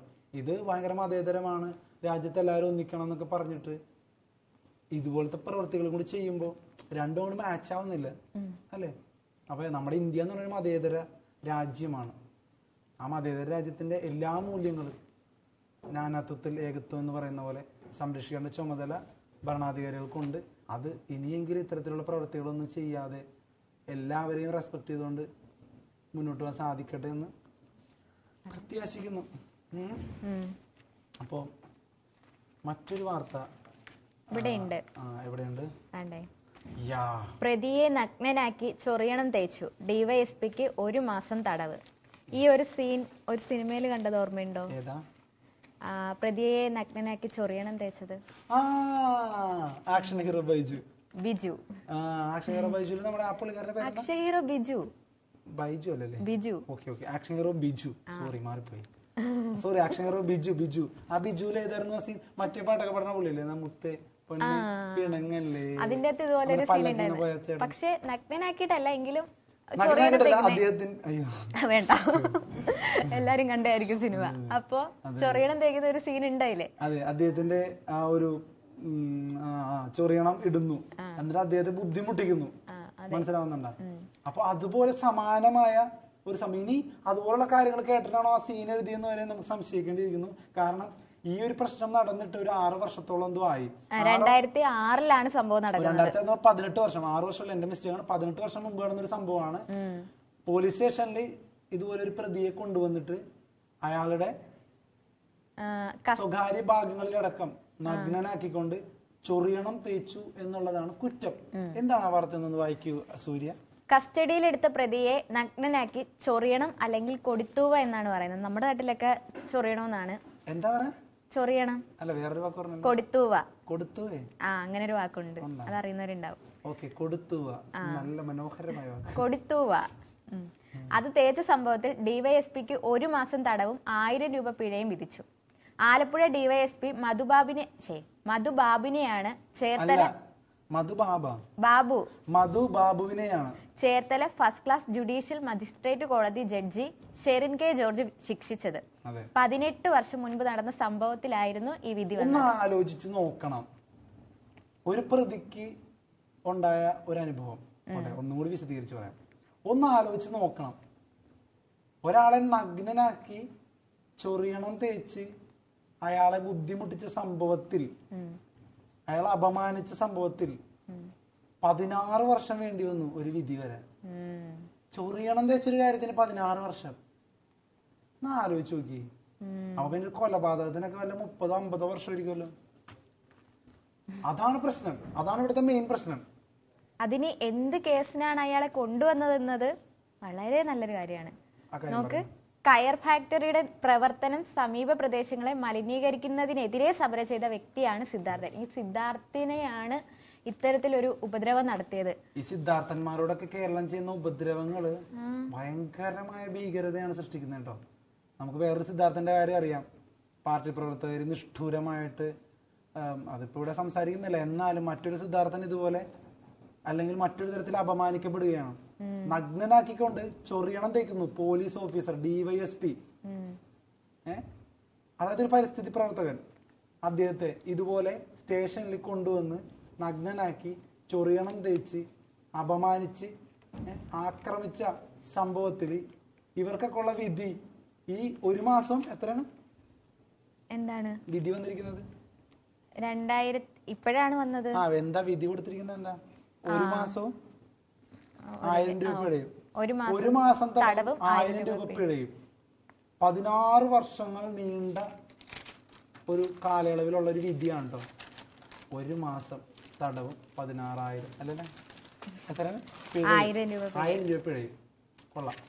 ഇത്രയും വർഷം നീളുന്നതിലാണോ ഈ പറയുന്നത്? ഈ പറയുന്ന ആൾക്കാരൊക്കെ ഒരു 15-16 വർഷം സർവീസിലുണ്ട്. എന്തൊക്കെ ചെയ്തിട്ടുണ്ടെന്ന് തമ്പുരാൻ അറിയാം, അല്ലേ? ആ ഒരാൾ അങ്ങനെ ചെയ്തു, ബാക്കിയുള്ള ആൾക്കാർ എന്തൊക്കെ ചെയ്തിട്ടുണ്ടാവും. പിന്നെ പോലീസ് ആയതുകൊണ്ട് ചിലപ്പോ ഒന്നും പറയാൻ പറ്റില്ല എന്നുള്ള പേടിയുള്ള കുറെ പേരുണ്ടാവും. കാരണം ഇനിയിപ്പോ കേസിന്റെ പുറകെ നടന്നാലും സാധാരണക്കാരൻ ഒരു 10-16 വർഷം നടക്കണം. ചിലപ്പോൾ അക്കാലയളവിൽ അവന്റെ ആരോഗ്യം പ്രശ്നമാവും, ഇനി അവന് മരണപ്പെടുകയും ചെയ്യാം. അപ്പൊ ഈ കേസൊക്കെ ഇല്ലാതാവും. ഇങ്ങനെയൊക്കെയാണ് ഇവിടുത്തെ സ്ഥിതിവിശേഷം. എന്തായാലും സിദ്ധാർത്ഥൻ എന്ന് പേരുള്ള ഒരു പരിസ്ഥിതി പ്രവർത്തകനെ പോലീസ് സ്റ്റേഷനിൽ കൊണ്ടുവന്ന് നഗ്നനാക്കി അദ്ദേഹത്തിന്റെ സ്വകാര്യ ഭാഗത്തടക്കം ചൊറിയണം വിതറി അപമാനിച്ച ഡിവൈഎസ്പി മധുബാബുവിന് ശിക്ഷ ലഭിച്ചിരിക്കുകയാണ്. 16 വർഷങ്ങൾക്ക് ശേഷം, നീണ്ട 16 വർഷങ്ങൾക്ക് ശേഷം അദ്ദേഹത്തിന് ശിക്ഷ ലഭിച്ചിരിക്കുന്നു. 1000 രൂപ പിഴയും 1 മാസം തടവും. എന്നിട്ടിപ്പോ ആ മധുബാബു ജാമ്യം എടുത്തിട്ട് അപ്പീലിനായിട്ട് നടപടി തുടങ്ങിയിട്ടുണ്ട്. അതെ, അപ്പൊ ജാമ്യം എടുത്തു. ഇനി എന്നിട്ട് അപ്പീലിനായിട്ട് നടപടി തുടരുകയാണ്. കാരണം ഈ പറയുന്ന 1 വർഷം അല്ലെങ്കിൽ 1 മാസം അങ്ങനെയുള്ള ശിക്ഷകൾക്കൊക്കെ പെട്ടെന്ന് ജാമ്യം എടുക്കാം, ആൾ ജാമ്യമൊക്കെ. എന്നിട്ട് പിന്നെ അപ്പീലിനായിട്ട് പോവാം. അപ്പൊ അങ്ങനെയൊക്കെയാണ് ഇവിടുത്തെ കലാപരിപാടികൾ പോകുന്നതെന്ന് ഉള്ളതിന്റെ ഒരു നേർസാക്ഷ്യം കൂടിയാണ് ഈ ഒരു കേസ്. അപ്പോ അടുത്ത ഒരു പ്രധാന വാർത്തയിലേക്ക് നമ്മൾ പോകുന്നത് മുണ്ടുനീര് വ്യാപിക്കുകയാണ്. മുണ്ടുനീരല്ല, മുണ്ടിനീര്. ഇക്കൊല്ലം 30 മടങ്ങ് വർധനയെന്നാണ് ആരോഗ്യവകുപ്പ് പറയുന്നത്. 69,000 രോഗബാധിതർ. മലപ്പുറത്തും കണ്ണൂരും 10,000-ലധികം കേസുകൾ. കുട്ടികൾക്കുള്ള വാക്സിൻ നിർത്തലാക്കിയത് പ്രശ്നമായതെന്നാണ് വിലയിരുത്തൽ. മലയാള മനോരമയുടെ ആദ്യത്തെ പേജിൽ തന്നെ ഒരു കുട്ടിയുടെ ഇങ്ങനെ മുഖം ഇങ്ങനെ വീർത്തിരിക്കുന്ന ഒരു ചിത്രം പങ്കുവെച്ചുകൊണ്ടാണ് 69,000-ഓളം രോഗബാധിതരും അതിൽ കൂടുതലും കുട്ടികളുമാണെന്നുള്ള ഞെട്ടിക്കുന്ന വാർത്ത മുണ്ടിനീരിനെ കുറിച്ച് വരുന്നത്. സംസ്ഥാനത്താകെ കുട്ടികൾക്കിടയിൽ മുണ്ടിനീര്, മംസ് എന്നാണ് അതിനെ പറയുന്നത്, ബാധിതരുടെ എണ്ണം കുതിച്ചു വരുന്നു. കഴിഞ്ഞ വർഷം 2,324 കേസുകളാണ് റിപ്പോർട്ട് ചെയ്തത്. പക്ഷെ ഇക്കൊല്ലം 69,000 ആയി മാറിയത്. മുണ്ടിനീര് കഴിഞ്ഞ കൊല്ലം 2,500 സംതിങ്ങേ ഉള്ളൂ മൊത്തത്തില് നമ്മുടെ സംസ്ഥാനത്ത്. പക്ഷെ ഇക്കൊല്ലം 69,000 ആയി മാറി. എന്താണ് ഇതിന്റെ സാഹചര്യം? ആരോഗ്യവകുപ്പിന്റെ കണക്കനുസരിച്ചാണ് ഈ പറയുന്നത്. ഒരു വർഷത്തിനിടെ 30 മടങ്ങ് വർധനയാണ് ഉണ്ടാക്കിയിരിക്കുന്നത്. അലോപ്പതിക്ക് പകരം മറ്റു ചികിത്സാ ശാഖകളെ ആശ്രയിക്കുന്നവർ ഏറെ ഒന്നും കൂടി വായിക്കാം. ഒരു വർഷത്തിനിടെ 30 മടങ്ങ് വർധന. അലോപ്പതിക്ക് പകരം മറ്റു ചികിത്സാ ശാഖകളെ ആശ്രയിക്കുന്നവർ ഏറെ ഉണ്ടാകാമെന്നതിനാലാണ് രോഗബാധിതർ ഇതിലുമേറെ ആയിരിക്കുമെന്ന് ആരോഗ്യ വകുപ്പ് ഉദ്യോഗസ്ഥർ പറയുന്നു. തീർച്ചയായിട്ടും ഭയങ്കര കടുകട്ടിയാതെ. വേറൊന്നുമല്ല, അലോപ്പതി അല്ലാതെ മറ്റു ചികിത്സാ മാർഗങ്ങളായിട്ടുള്ള ഹോമിയോ, ആയുർവേദം, പിന്നെന്താ യുനാനി, അങ്ങനെ കുറെ ചികിത്സാ മാർഗങ്ങൾ വേറെ ഉണ്ടല്ലോ. അത്തരത്തിലുള്ള ചികിത്സാ മാർഗങ്ങളിലേക്ക് മാതാപിതാക്കൾ ഈ കുട്ടികളെ കൊണ്ടുപോകുന്നു എന്നതിനാലാണ് ഇപ്പോൾ മുണ്ടുനീര് അസുഖം കുട്ടികളിലടക്കം 30 മടങ്ങ് വർദ്ധിച്ചിരിക്കുന്നതെന്നാണ് റിപ്പോർട്ടുകൾ വരുന്നത്. കഴിഞ്ഞ വർഷം ഇതിന്റെ കണക്ക് 2,400 സംതിങ് ആയിരുന്നെങ്കിൽ ഈ വർഷം 69,000-ലേറെ പേർക്കാണ് മുണ്ടുനീര് ഉണ്ടായിരിക്കുന്നത്. കുട്ടികൾക്ക് മംസ് എന്നുള്ള ആ ഒരു അസുഖം വരികയാണ്. അപ്പോ കൃത്യമായ രീതിയിൽ ചികിത്സ ഉറപ്പാക്കുക. ദയവ് ചെയ്ത് അത് തേച്ചാ മാറും, ഇത് തേച്ചാ മാറും, ആ ചികിത്സക്ക് പോവാം, ഈ ചികിത്സക്ക് പോവാം എന്നൊക്കെ പറയാതെ സ്വയം ചികിത്സയും ചെയ്യാതെ അലോപ്പതി കൃത്യമായിട്ട് ഫോളോ ചെയ്ത് അതിനെ മാറ്റുക എന്നുള്ള നിർദ്ദേശമാണ് സർക്കാർ മുന്നോട്ട് വെക്കുന്നത്, ആരോഗ്യവകുപ്പ് മുന്നോട്ട് വെക്കുന്നത്. തീരുമാനം നിങ്ങളുടെയാണ്. ഇത് എന്തുവന്നാലും മാറ്റണം എന്നുള്ളതാണ് മെയിനായിട്ടുള്ള പരിപാടി. ഇത് പകരുന്ന രോഗമല്ലേ? എനിക്ക് തോന്നുന്നു ഉമിനീരോ അല്ലെങ്കിൽ അങ്ങനത്തെ കാര്യങ്ങളൊക്കെ വരുമ്പോഴത്തേക്കും പകരുന്ന രോഗമാണ്. അപ്പൊ അങ്ങനെ വല്ല ഡൗട്ടും ഉണ്ടെങ്കിൽ അതിനെ മാസ്ക് ഒക്കെ ഉപയോഗിക്കുക. സ്വയം ചികിത്സ വേണ്ട, നേരെ ഹോസ്പിറ്റലിൽ പോയിട്ട് ട്രീറ്റ്മെന്റ് എടുക്കുക. പിന്നെ മുണ്ടുനീര് ഉണ്ടെന്നുള്ളത് എങ്ങനെ തിരിച്ചറിയാമെന്നതിനെ കുറിച്ച് എഴുതിയിട്ടുണ്ട്. എങ്ങനെ അറിയാം ഈ ഒരു അസുഖം നിങ്ങൾക്കുണ്ട് എന്നുള്ളത്? ചെവിക്ക് താഴെ കവിളിന്റെ വശങ്ങളിൽ വീക്കമുണ്ടാകും. നീരുള്ള ഭാഗത്ത് വേദന അനുഭവപ്പെട്ടേക്കാം. ചെറിയ പനിയും തലവേദനയുമാണ് പ്രാരംഭ ലക്ഷണങ്ങൾ. നീരെന്നും തൊണ്ടവേദനയെന്നും തെറ്റിദ്ധരിച്ച് ചികിത്സ ദയവ് ചെയ്ത് വൈകിക്കരുത് എന്നാണ് ആരോഗ്യവകുപ്പ് പറയുന്നത്. അപ്പൊ ഈ ഒരു ഭാഗങ്ങളിലൊക്കെ ഒരു വീക്കം പോലെയോ വേദന പോലെയോ ഒക്കെ കണ്ടു കഴിഞ്ഞാൽ എത്രയും പെട്ടെന്ന് ചികിത്സ തേടുക. ഇനി ചികിത്സ വളരെ അനിവാര്യമാണെന്ന് പറഞ്ഞുകൊണ്ട് പറയുന്നത് രോഗകാരണമാകുന്ന പാരാമിക്സോ വൈറസ് വായുവിലൂടെയാണ് പകരുന്നത്. സൂര്യ പറഞ്ഞത് വളരെ ശരിയാണ്. വായുവിലൂടെ പകരുന്ന ഒരു രോഗമാണത്. ചികിത്സിച്ചില്ലെങ്കിൽ കേൾവി തകരാറിനും ഭാവിയിൽ വന്ധ്യതയ്ക്കും സാധ്യതയുണ്ട്.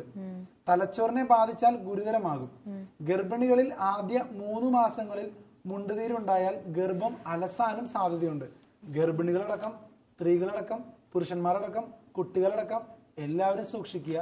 ഇത്തരത്തിലുള്ള രോഗലക്ഷണങ്ങൾ നിങ്ങൾക്കുണ്ടെങ്കിൽ, അതായത് ഇങ്ങനെ വീർത്ത് കെട്ടുന്നത്, അതുപോലെ നീര് ഉള്ള ഭാഗത്ത് കഠിനമായ വേദന, അങ്ങനെയുള്ള കാര്യങ്ങൾ ഉണ്ടെങ്കിൽ ഉടനടി ചികിത്സയ്ക്ക് വിധേയമാക്കി അതെന്താണെന്ന് ഐഡന്റിഫൈ ചെയ്യുക.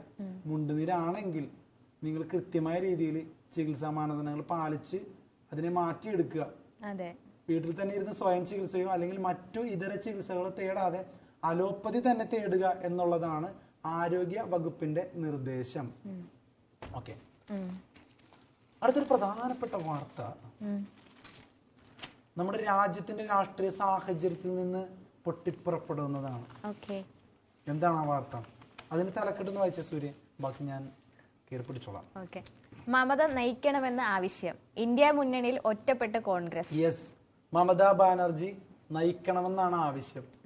കസേരപ്പോര് തുടങ്ങിയിരിക്കുകയാണ്. കേരളത്തിലല്ലോ, കേരളത്തിൽ പിന്നെ വരാം. കേരളത്തിലെ പോരുകളെ കുറിച്ച് നമുക്ക് പറയാം, അതിവിടെ സ്ഥിരമാണല്ലോ.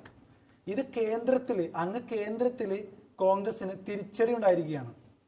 ഇന്ത്യ മുന്നണി സഖ്യത്തിൽ തന്നെ നേതൃത്വ സ്ഥാനം ആരെടുക്കുമെന്നുള്ളതിൽ പോര് വരികയാണ്.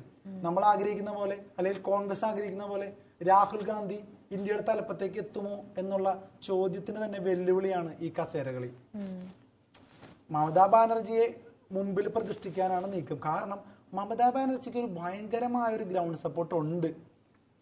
അവർ ബംഗാളിൽ ഭയങ്കരമായിട്ട് ജയിച്ചു കയറിയ ഒരു ധീരയായ വനിതാ മന്ത്രിയാണ്, മുഖ്യമന്ത്രിയാണ്. അപ്പൊ ആ മമതാ ബാനർജിയെ ഒരു ഫിഗറാക്കി വെച്ച് രാജ്യത്തിന്റെ ഒരു പവർ കാണിച്ചു കൊടുക്കാനുള്ള നീക്കമാണ് ഇന്ത്യ മുന്നണി കച്ചകെട്ടുന്നത്. അപ്പൊ കോൺഗ്രസ് ഒറ്റപ്പെടുകയാണ് സുഹൃത്തുക്കളെ, കോൺഗ്രസ് ഒറ്റപ്പെടുകയാണ്. അപ്പോൾ കോൺഗ്രസിന്റെ എതിർപ്പ് കാര്യമാക്കണമെന്നാണ് ലാലു പറയുന്നത്. ഇന്ത്യ മുന്നണിയിൽ കോൺഗ്രസ് കൂടുതൽ ഒറ്റപ്പെടുന്നു. മുന്നണിയെ തൃണമൂൽ കോൺഗ്രസ് നേതാവ് മമതാ ബാനർജി നയിക്കണമെന്നാവശ്യപ്പെട്ട് RJD അധ്യക്ഷൻ ലാലു പ്രസാദ് യാദവ് രംഗത്തെത്തി. ഇക്കാര്യത്തിൽ കോൺഗ്രസിന്റെ എതിർപ്പ് കണക്കിലെടുക്കേണ്ടതില്ലെന്നും ലാലു പറഞ്ഞു. ഇന്ത്യ മുന്നണിയെ നയിക്കാൻ സന്നദ്ധയാണെന്ന് മമതയും നേരത്തെ വ്യക്തമാക്കിയിരുന്നു.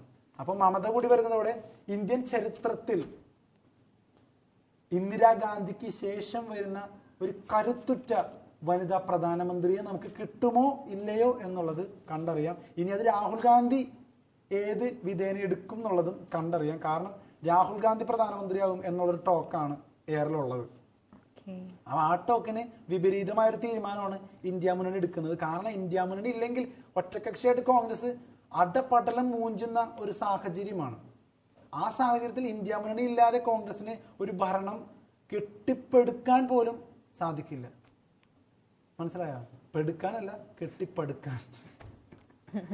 അതുകൊണ്ട് ഇന്ത്യ മുന്നണിയുടെ നിലപാടായിരിക്കും കോൺഗ്രസ് മിക്കവാറും മുന്നോട്ട് കൊണ്ടുപോകുന്നത്. അതുകൊണ്ട് തന്നെയാണ് ലല്ലു പ്രസാദ് യാദവ് പറഞ്ഞത് കോൺഗ്രസിന്റെ നിലപാട് കാര്യമൊക്കെ ഉണ്ടാകുന്നത്. അവരങ്ങനെ പലതും പറയും, കാര്യമൊക്കെ ഉണ്ടാകും. കാരണം ഭരണം കൈയാളുന്നത്, അല്ലെങ്കിൽ ഭരണം കൈയാളുന്നതിന് വേണ്ടി ചുക്കാൻ പിടിക്കുന്നത് ഇന്ത്യ മുന്നണിയെ സഹായിക്കുന്നത് മമതാ ബാനർജി അടക്കമുള്ളവരുടെ പാർട്ടികളാണ്. അപ്പൊ ആ പാർട്ടികളുടെ തീരുമാനങ്ങളിൽ വശപ്പെടേണ്ടി വരും എന്തായാലും രാഹുൽ ഗാന്ധിക്ക്. വേറെ നിവൃത്തിയില്ല. അപ്പൊ മമതാ ബാനർജി ഒരു പ്രധാനമന്ത്രി പദത്തിലേക്ക് വരുമോ, അങ്ങനെ ഒരു സ്ഥാനാർത്ഥിയായിട്ട് മമതാ ബാനർജിയെ പ്രഖ്യാപിച്ചുകൊണ്ട് ഇന്ത്യ മുന്നണി ഇനി ഒരു ഇലക്ഷനെ സമീപിക്കുമോ എന്നുള്ളത് വരും ഇലക്ഷനിൽ കണ്ടറിയാം. ഒരു ഇലക്ഷൻ കഴിഞ്ഞിട്ടുള്ളൂ, ഇനി ഒരു 5 വർഷം കൂടി ഓടിക്കണം നരേന്ദ്രമോദി. അതിനുശേഷമുള്ള കാര്യങ്ങളിലാണ് ഇപ്പൊ തന്നെ ചർച്ച പുകയുന്നത്. എന്തായാലും കേന്ദ്രത്തിലും കസേര കളി തുടങ്ങി. കോൺഗ്രസ് ഒറ്റപ്പെടുകയാണ്. ഇന്ത്യ മുന്നണിയുടെ ആവശ്യം മമതാ ബാനർജി അവരെ നയിക്കണമെന്നാണ്. ലല്ലു പ്രസാദ് യാദവ് ആണ് മുന്നോട്ട് വെച്ചിരിക്കുന്നത്. കോൺഗ്രസിന്റെ എതിർപ്പുകളെയൊന്നും കാര്യമാക്കണ്ട എന്നും അതൊന്നും വലിയ കാര്യമില്ല എന്നും ലല്ലു പ്രസാദ് യാദവ് സൂചിപ്പിക്കുന്നു. That's all. ഓക്കെ, ഇനി കുറച്ച് പണത്തിന്റെ കണക്കുകൾ പറയാം. തൊണ്ട പറ്റണം, കുറച്ച് വെള്ളം കുടിച്ചിരുന്ന നന്നായിരുന്നു. ബാങ്കുകളുടെ 4,50,670 കോടി രൂപ കിട്ടാക്കടമായിട്ടുണ്ടെന്നുള്ളതാണ്. ദൈവമേ, കിട്ടാക്കടം ബാങ്കുകൾക്ക് ഇനി കിട്ടാനുള്ളത് 4,50,670 രൂപ ഉണ്ടെന്നാണ് പറയുന്നത്. വാർത്ത എന്തായിരുന്നു? രാജ്യത്ത് ബാങ്കുകളുടെ കിട്ടാക്കടം 4,50,670 കോടി രൂപയാണെന്ന് കേന്ദ്ര ധനമന്ത്രാലയം അറിയിച്ചു. കഴിഞ്ഞ സെപ്റ്റംബറിലെ കണക്കുകൾ പ്രകാരം പൊതുമേഖലാ ബാങ്കുകളിൽ 3,16,331 കോടി രൂപയും സ്വകാര്യ ബാങ്കുകളിൽ 1,34,339 കോടി രൂപയും കിട്ടാക്കടമായി ഉണ്ടെന്നാണ് ധനമന്ത്രാലയം വ്യക്തമാക്കുന്നത്. ഒരേ ഒരു വഴിയേ ഉള്ളൂ. എന്താണ് ഇതിന് ഒരേ ഒരു വഴിയേ ഉള്ളൂ. ബാങ്കുകൾക്ക് ഇത്ര ലക്ഷക്കണക്കിന് കോടി രൂപ കിട്ടാക്കടമായിട്ടുണ്ടെങ്കിൽ ഒരേ ഒരു വഴിയേ ഉള്ളൂ, എഴുതി തള്ളുക. എന്തായാലും കിട്ടൂല. അതുകൊണ്ടാണ് ഇത്ര വലിയ സംഭവം വന്നത്. എഴുതി തള്ളുക. ഈ അദാനിയുടെയും അംബാനിയുടെ ഒക്കെ എഴുതി തള്ളുന്ന പോലെ അങ്ങോട്ട് തള്ളുക. എവിടെയൊക്കെയാണ് ഇവർക്കൊക്കെ കോടികളുടെ കടവും അറസ്റ്റ് വാറന്റ് ഒക്കെ ഉള്ളത്? അതൊക്കെ നമ്മുടെ ഇന്ത്യ എങ്ങനെയാണ് നോക്കിക്കാണുന്നത് അല്ലെ? അതുപോലെ ഇതും നോക്കിക്കാണുക. ചിലപ്പോൾ ഇതിൽ കുറെ പാവങ്ങളുണ്ടാവും. അവിടെ എല്ലാവരുടെയും കൂടി കടം ഇങ്ങനെ കൂട്ടിക്കൂട്ടി അതിലെല്ലാവരും ഉണ്ടാവും. എല്ലാ തരം വിഭാഗക്കാരും ഉണ്ടാവും, പാവങ്ങളും പണക്കാരും എല്ലാവരും. അപ്പൊ ഈ അദാനിനോടൊക്കെ കാണിക്കുന്ന നിലപാട് ഇവിടെ കാണിക്കാൻ പറ്റുമോ? എഴുതി തള്ളാൻ പറ്റുമോ? ഇല്ലല്ലോ. വിജയ് മല്യ, അദാനി എത്ര കോടി രൂപയാണെന്ന് അറിയോ കടം?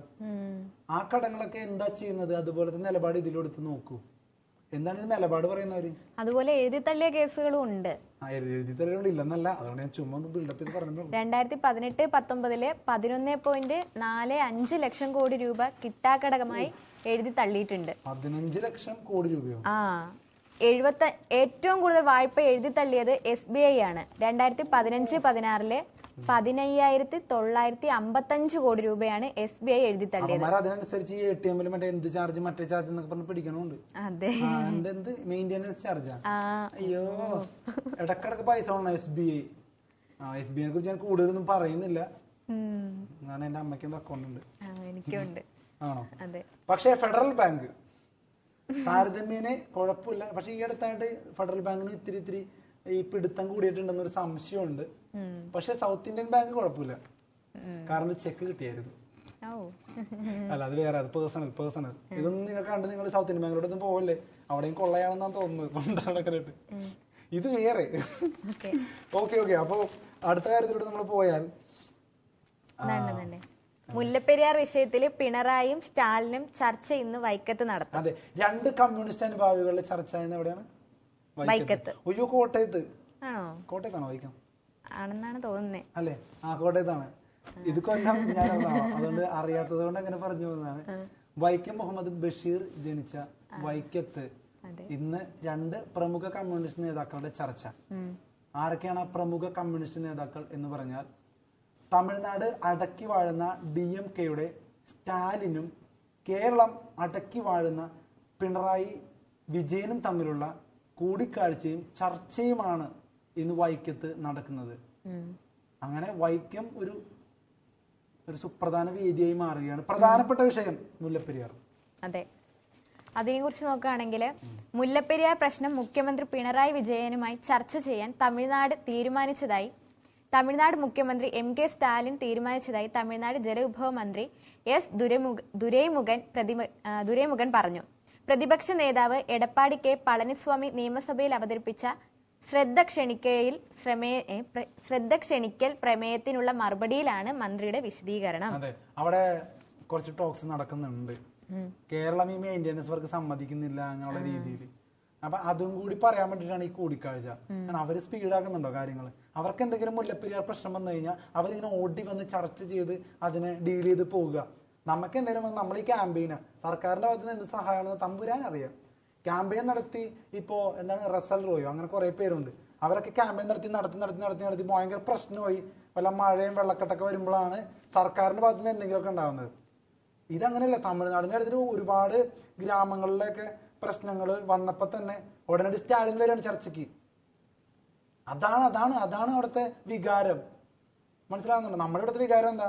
എത്ര ലക്ഷം ജനങ്ങളാണ് അല്ലേ? കൊല്ലം പോവും മുല്ലപ്പെരിയാർ പൊട്ടിയ കൊല്ലവും പോവും. മനസ്സിലാവുന്നുണ്ട്? എറണാകുളം, കൊല്ലം, ആലപ്പുഴ, കോട്ടയം ഇവിടുന്ന് ഒലിച്ചു വരുമ്പോ ഞങ്ങൾ അവിടെ ഉണ്ടാവും. അതെ, ഒലിച്ചവിടെ വരാൻ ഡെഡ് ബോഡി ആയിട്ടല്ലേ വന്നത്. പിന്നെ കാണാൻ പറ്റുമോ? അപ്പൊ പിന്നെ ഒരുപാട് ഡെഡ് ബോഡീസ് കാണാനുള്ള രീതിയിലുള്ള സാഹചര്യത്തിലേക്ക് ദയവ് ചെയ്ത് മുല്ലപ്പെരിയാർ വിഷയത്തെ കേരള സർക്കാർ കൊണ്ടുപോകാതിരിക്കുക. നിങ്ങൾക്ക് സ്റ്റാലിനെയും തമിഴ്നാടിനെയും പേടിയാണെങ്കിൽ അത് പറയുക. ബാക്കി മലയാളികളുടെ പ്രക്ഷോഭങ്ങൾ നോക്കിക്കോളൂ. അവർ ഈ ജല്ലിക്കെട്ടിനൊക്കെ വേണ്ടിയിട്ട് സമരം ചെയ്തിട്ടുള്ളതല്ലേ? സർക്കാരിനോട് നോക്കിയിട്ടാണ് അവർ സമരം ചെയ്തത്. സുപ്രീം കോടതി വിധി വരെ അവർ മാറ്റി ജല്ലിക്കെട്ട് സമരത്തില്. ഇളയ ദളപതി വിജയ്, രജനികാന്ത്, കമലഹാസൻ, അങ്ങനെ സിനിമാ മേഖലയിലുള്ള എല്ലാവരും നിന്നു. ഇവിടെ എത്ര പേര് നിൽക്കും? മോഹൻലാൽ നിൽക്കോ? മമ്മൂട്ടി നിൽക്കോ? കുഞ്ചാക്കോ ബോബൻ നിൽക്കോ? ഫഹദ് ഫാസിൽ നിൽക്കോ? അവരുടെ സിനിമയ്ക്ക് വേണ്ടി എന്തെങ്കിലും ചെയ്യുക, അതുപോലെ വല്ല അല്ലെ അങ്ങനെയുള്ള കാര്യങ്ങളല്ലാതെ നിങ്ങൾക്കൊന്നും വേറെ പരിപാടിയൊന്നുമില്ല. ഒരു സോഷ്യൽ നിലപാട് പോലും ഇല്ല. പക്ഷെ ചെയ്യുന്നവരുണ്ട്. ഞാൻ ആ ആൾക്കാരെ കുറിച്ച് പിന്നെ പറയാം. ഓക്കെ, അന്നേരം ടോവിനോ അല്ലേ? ടോവിനോ തോമസ് പ്രതികരിക്കാറുണ്ട്. അത് ഞാൻ ഈ അവസരത്തിൽ ഞാൻ പറയാണ്. രമേശ് പിഷാരടി ഇപ്പോൾ കോൺഗ്രസ് വക്താവിന് ശേഷം പ്രതികരിച്ച് തുടങ്ങിയിട്ടുണ്ട്. അതുപോലെ ചിലരൊക്കെ സുരേഷ് ഗോപി കേന്ദ്ര സഹമന്ത്രിയാണ്, മുല്ലപ്പെരിയാർ വിഷയത്തിൽ ഭയങ്കരമായിട്ട് അദ്ദേഹം ഇടപെടുന്നുണ്ട്. ഇനി ഇത് പറയുന്നതുകൊണ്ട് തന്നെ BJP കാരനാക്കരുത്, അദ്ദേഹത്തിന് ഇടപെടൽ പറഞ്ഞതാ. കാരണം കേരളം ചെയ്യാതിരിക്കുമ്പോൾ BJP ചെയ്ത് കാണിക്കുന്നതാണല്ലോ അവരുടെ ഒരു ടാക്ടിക്സ്. അപ്പൊ മുല്ലപ്പെരിയാർ വിഷയത്തിൽ സുരേഷ് ഗോപിയും കേന്ദ്രമൊക്കെ ഇടപെടുന്നുണ്ട്. പക്ഷെ തമിഴ്നാട് കേരളവും തമ്മിലുള്ള ഒരു അന്തർധാരം സെറ്റാക്കിയാൽ മതി. എന്തായാലും കമ്മ്യൂണിസ്റ്റ് അനുഭവമുള്ള രണ്ട് പാർട്ടികളാണ് ഇരു സ്ഥലത്തും ഭരിക്കുന്നത്. നിങ്ങളൊന്ന് ഇരുന്ന് ചർച്ച ചെയ്താൽ തീരാവുന്ന പ്രശ്നമേ ഉള്ളൂ. എന്തായാലും മുല്ലപ്പെരിയാർ പണിഞ്ഞിരിക്കുന്നത് കില്ലാടികളാണ്. 100 വർഷത്തിന് അധികമായി. എന്നിട്ടും ഇപ്പോഴും പൊട്ടിയിട്ടില്ലെങ്കിൽ ആ പണിഞ്ഞിരിക്കുന്ന കില്ലാടികളുടെ ഒരു കഴിവ് കാരണം കൊണ്ട് മാത്രമാണ്, അല്ലെ? അതിനെ മെയിൻറ്റെയിൻ ചെയ്ത് നല്ല രീതിയിൽ കൊണ്ടുപോകേണ്ടത് ഇപ്പൊ ജീവിക്കുന്ന നമ്മളാണ്. ശരിക്കും മെയിൻറ്റെയിൻ ചെയ്ത് കൊണ്ടുപോയാൽ കൃത്യമായ രീതിയിൽ വെള്ളം കിട്ടാൻ വേണ്ടിയിട്ടാണ് തമിഴ്നാട് ഈ പറഞ്ഞു വന്നിരിക്കുന്നത്. നമുക്ക് വേണ്ടത് ഇത് പുതിയൊരു പാരലായിട്ടൊരു ഡാമോ അല്ലെങ്കിൽ ഇതിന്റെ ഒരു പ്രശ്നം പരിഹരിക്കാനുള്ള എന്തെങ്കിലും കാര്യക്ഷമമായ നടപടികളോ ആണ്. അല്ലാതെ ചുമ്മാ ഒരു മെയിൻറ്റെയിൻ ചെയ്ത് പാച്ച് വർക്ക് ചെയ്ത് വിട്ടിട്ടൊന്നും ഒരു കാര്യമില്ല എന്നാണ് വിദഗ്ധർ പറയുന്നത്. അപ്പൊ എന്തായാലും നോക്കാം, അല്ലെ? മറ്റൊരു പ്രധാനപ്പെട്ട വാർത്ത കൊച്ചിയിൽ നിന്നും വരുന്നത് ഇറാൻകാരായ പ്രതികൾക്ക് 12 വർഷം കഠിന തടവ് വിധിച്ചിരിക്കുന്നു എന്നുള്ളതാണ്. എന്താണ് അവർ ചെയ്ത കുറ്റം എന്ന് നോക്കാം. പുറംകടലിലെ ബോട്ടിൽ നിന്ന് 200 കിലോഗ്രാം ഹെറോയിൻ പിടികൂടിയ കേസിലെ പ്രതികളായ 6 ഇറാനികൾക്കും വിചാരണ കോടതി കഠിന തടവ് ശിക്ഷ വിധിച്ചു. കേസിലെ പ്രതികളായ 6 പേരിൽ 4 പേർക്ക് 12 വർഷത്തെ തടവ് വിധിച്ചപ്പോൾ 2 പേർക്ക് 10 വർഷത്തെ തടവാണ് ശിക്ഷ.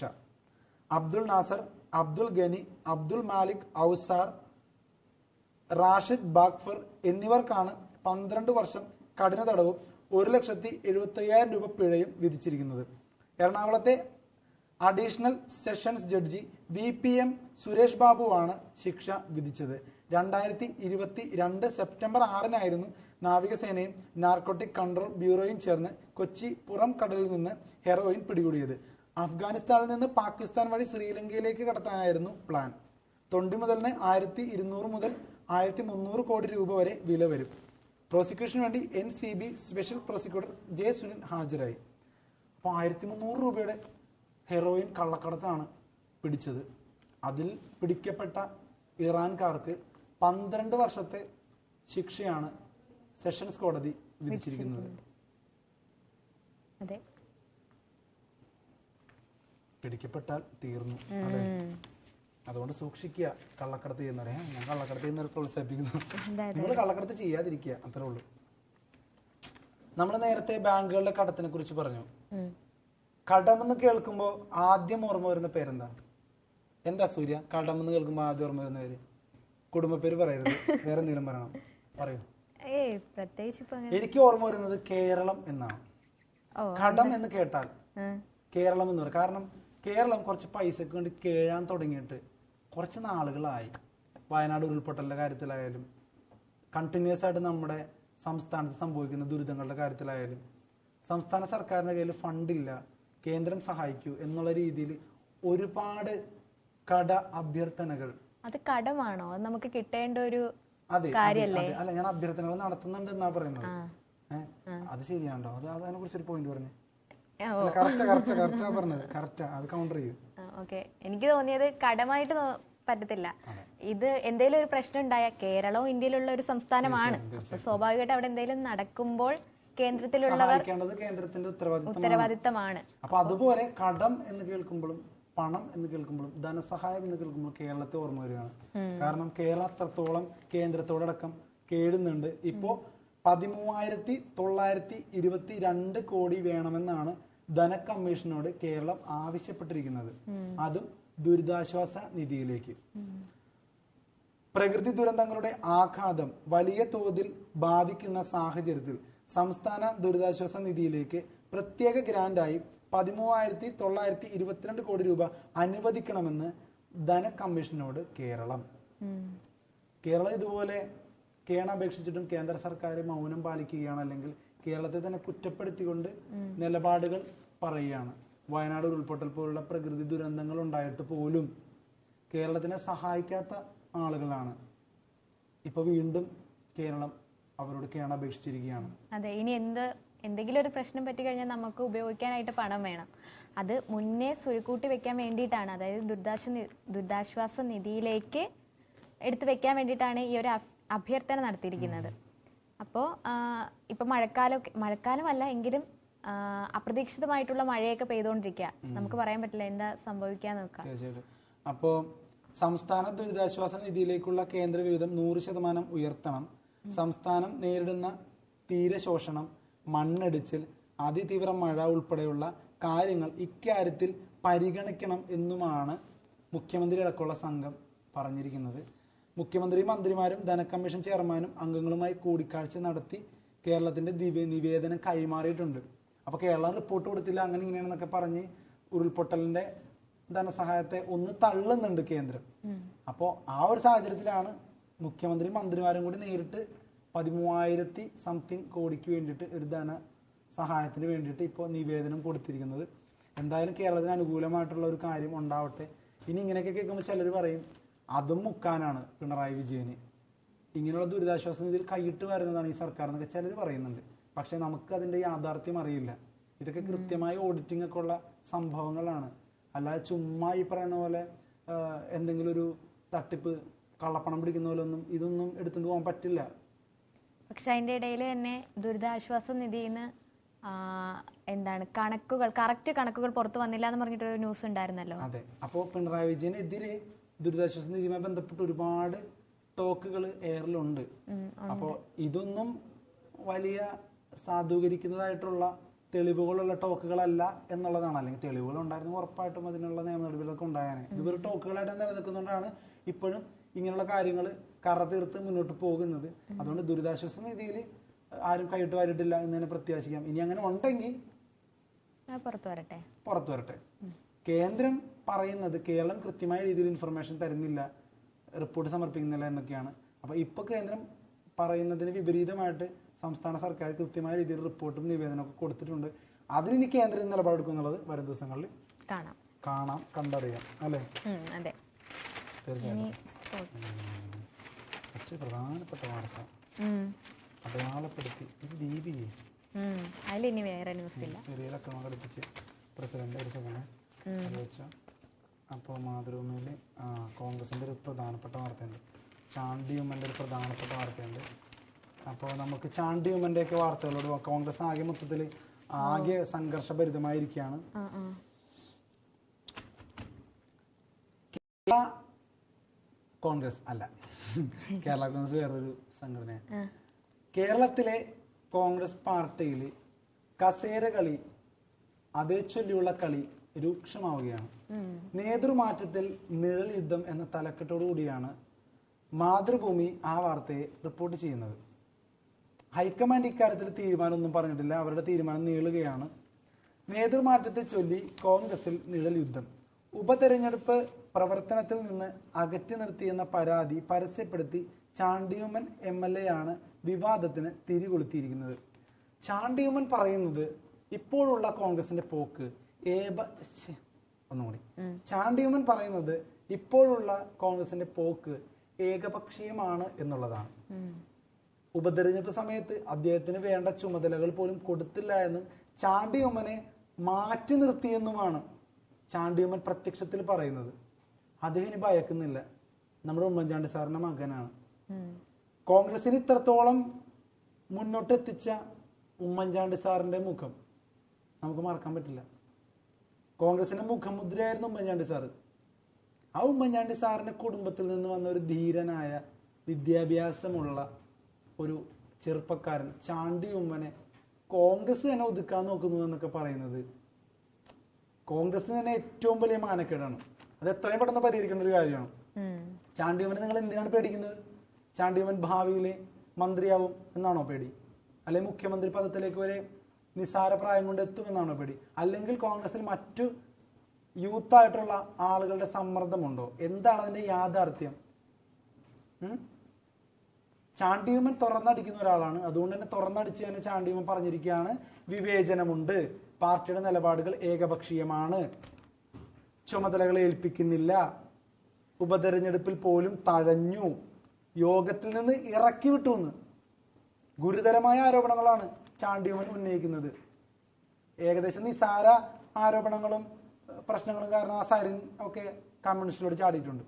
ഇത്രത്തോളം പ്രശ്നം ഉണ്ടായിട്ടും കോൺഗ്രസിൽ ഇത്രത്തോളം വിവേചനങ്ങളും ഇറക്കിവിടലും ചുമതല കൊടുക്കായ്മയൊക്കെ നേരിട്ടിട്ടും ചാണ്ടിയുമ്മൻ ഇപ്പോഴും കോൺഗ്രസിൽ നിന്നാണ് സംസാരിക്കുന്നത്. അല്ലാതെ ഈ സരിനെ പോലെയോ അല്ലെ വേറെ ചിലരെ പോലെയോ ഒന്നും കോൺഗ്രസിനെ ചവിട്ടിയിട്ട് മറികടന്ന് ചാടുന്നില്ല, ചാടിയിട്ടില്ല, ചാടുകയുമില്ല. കാരണം ഉമ്മൻചാണ്ടി സാറിന്റെ മകനാണ്.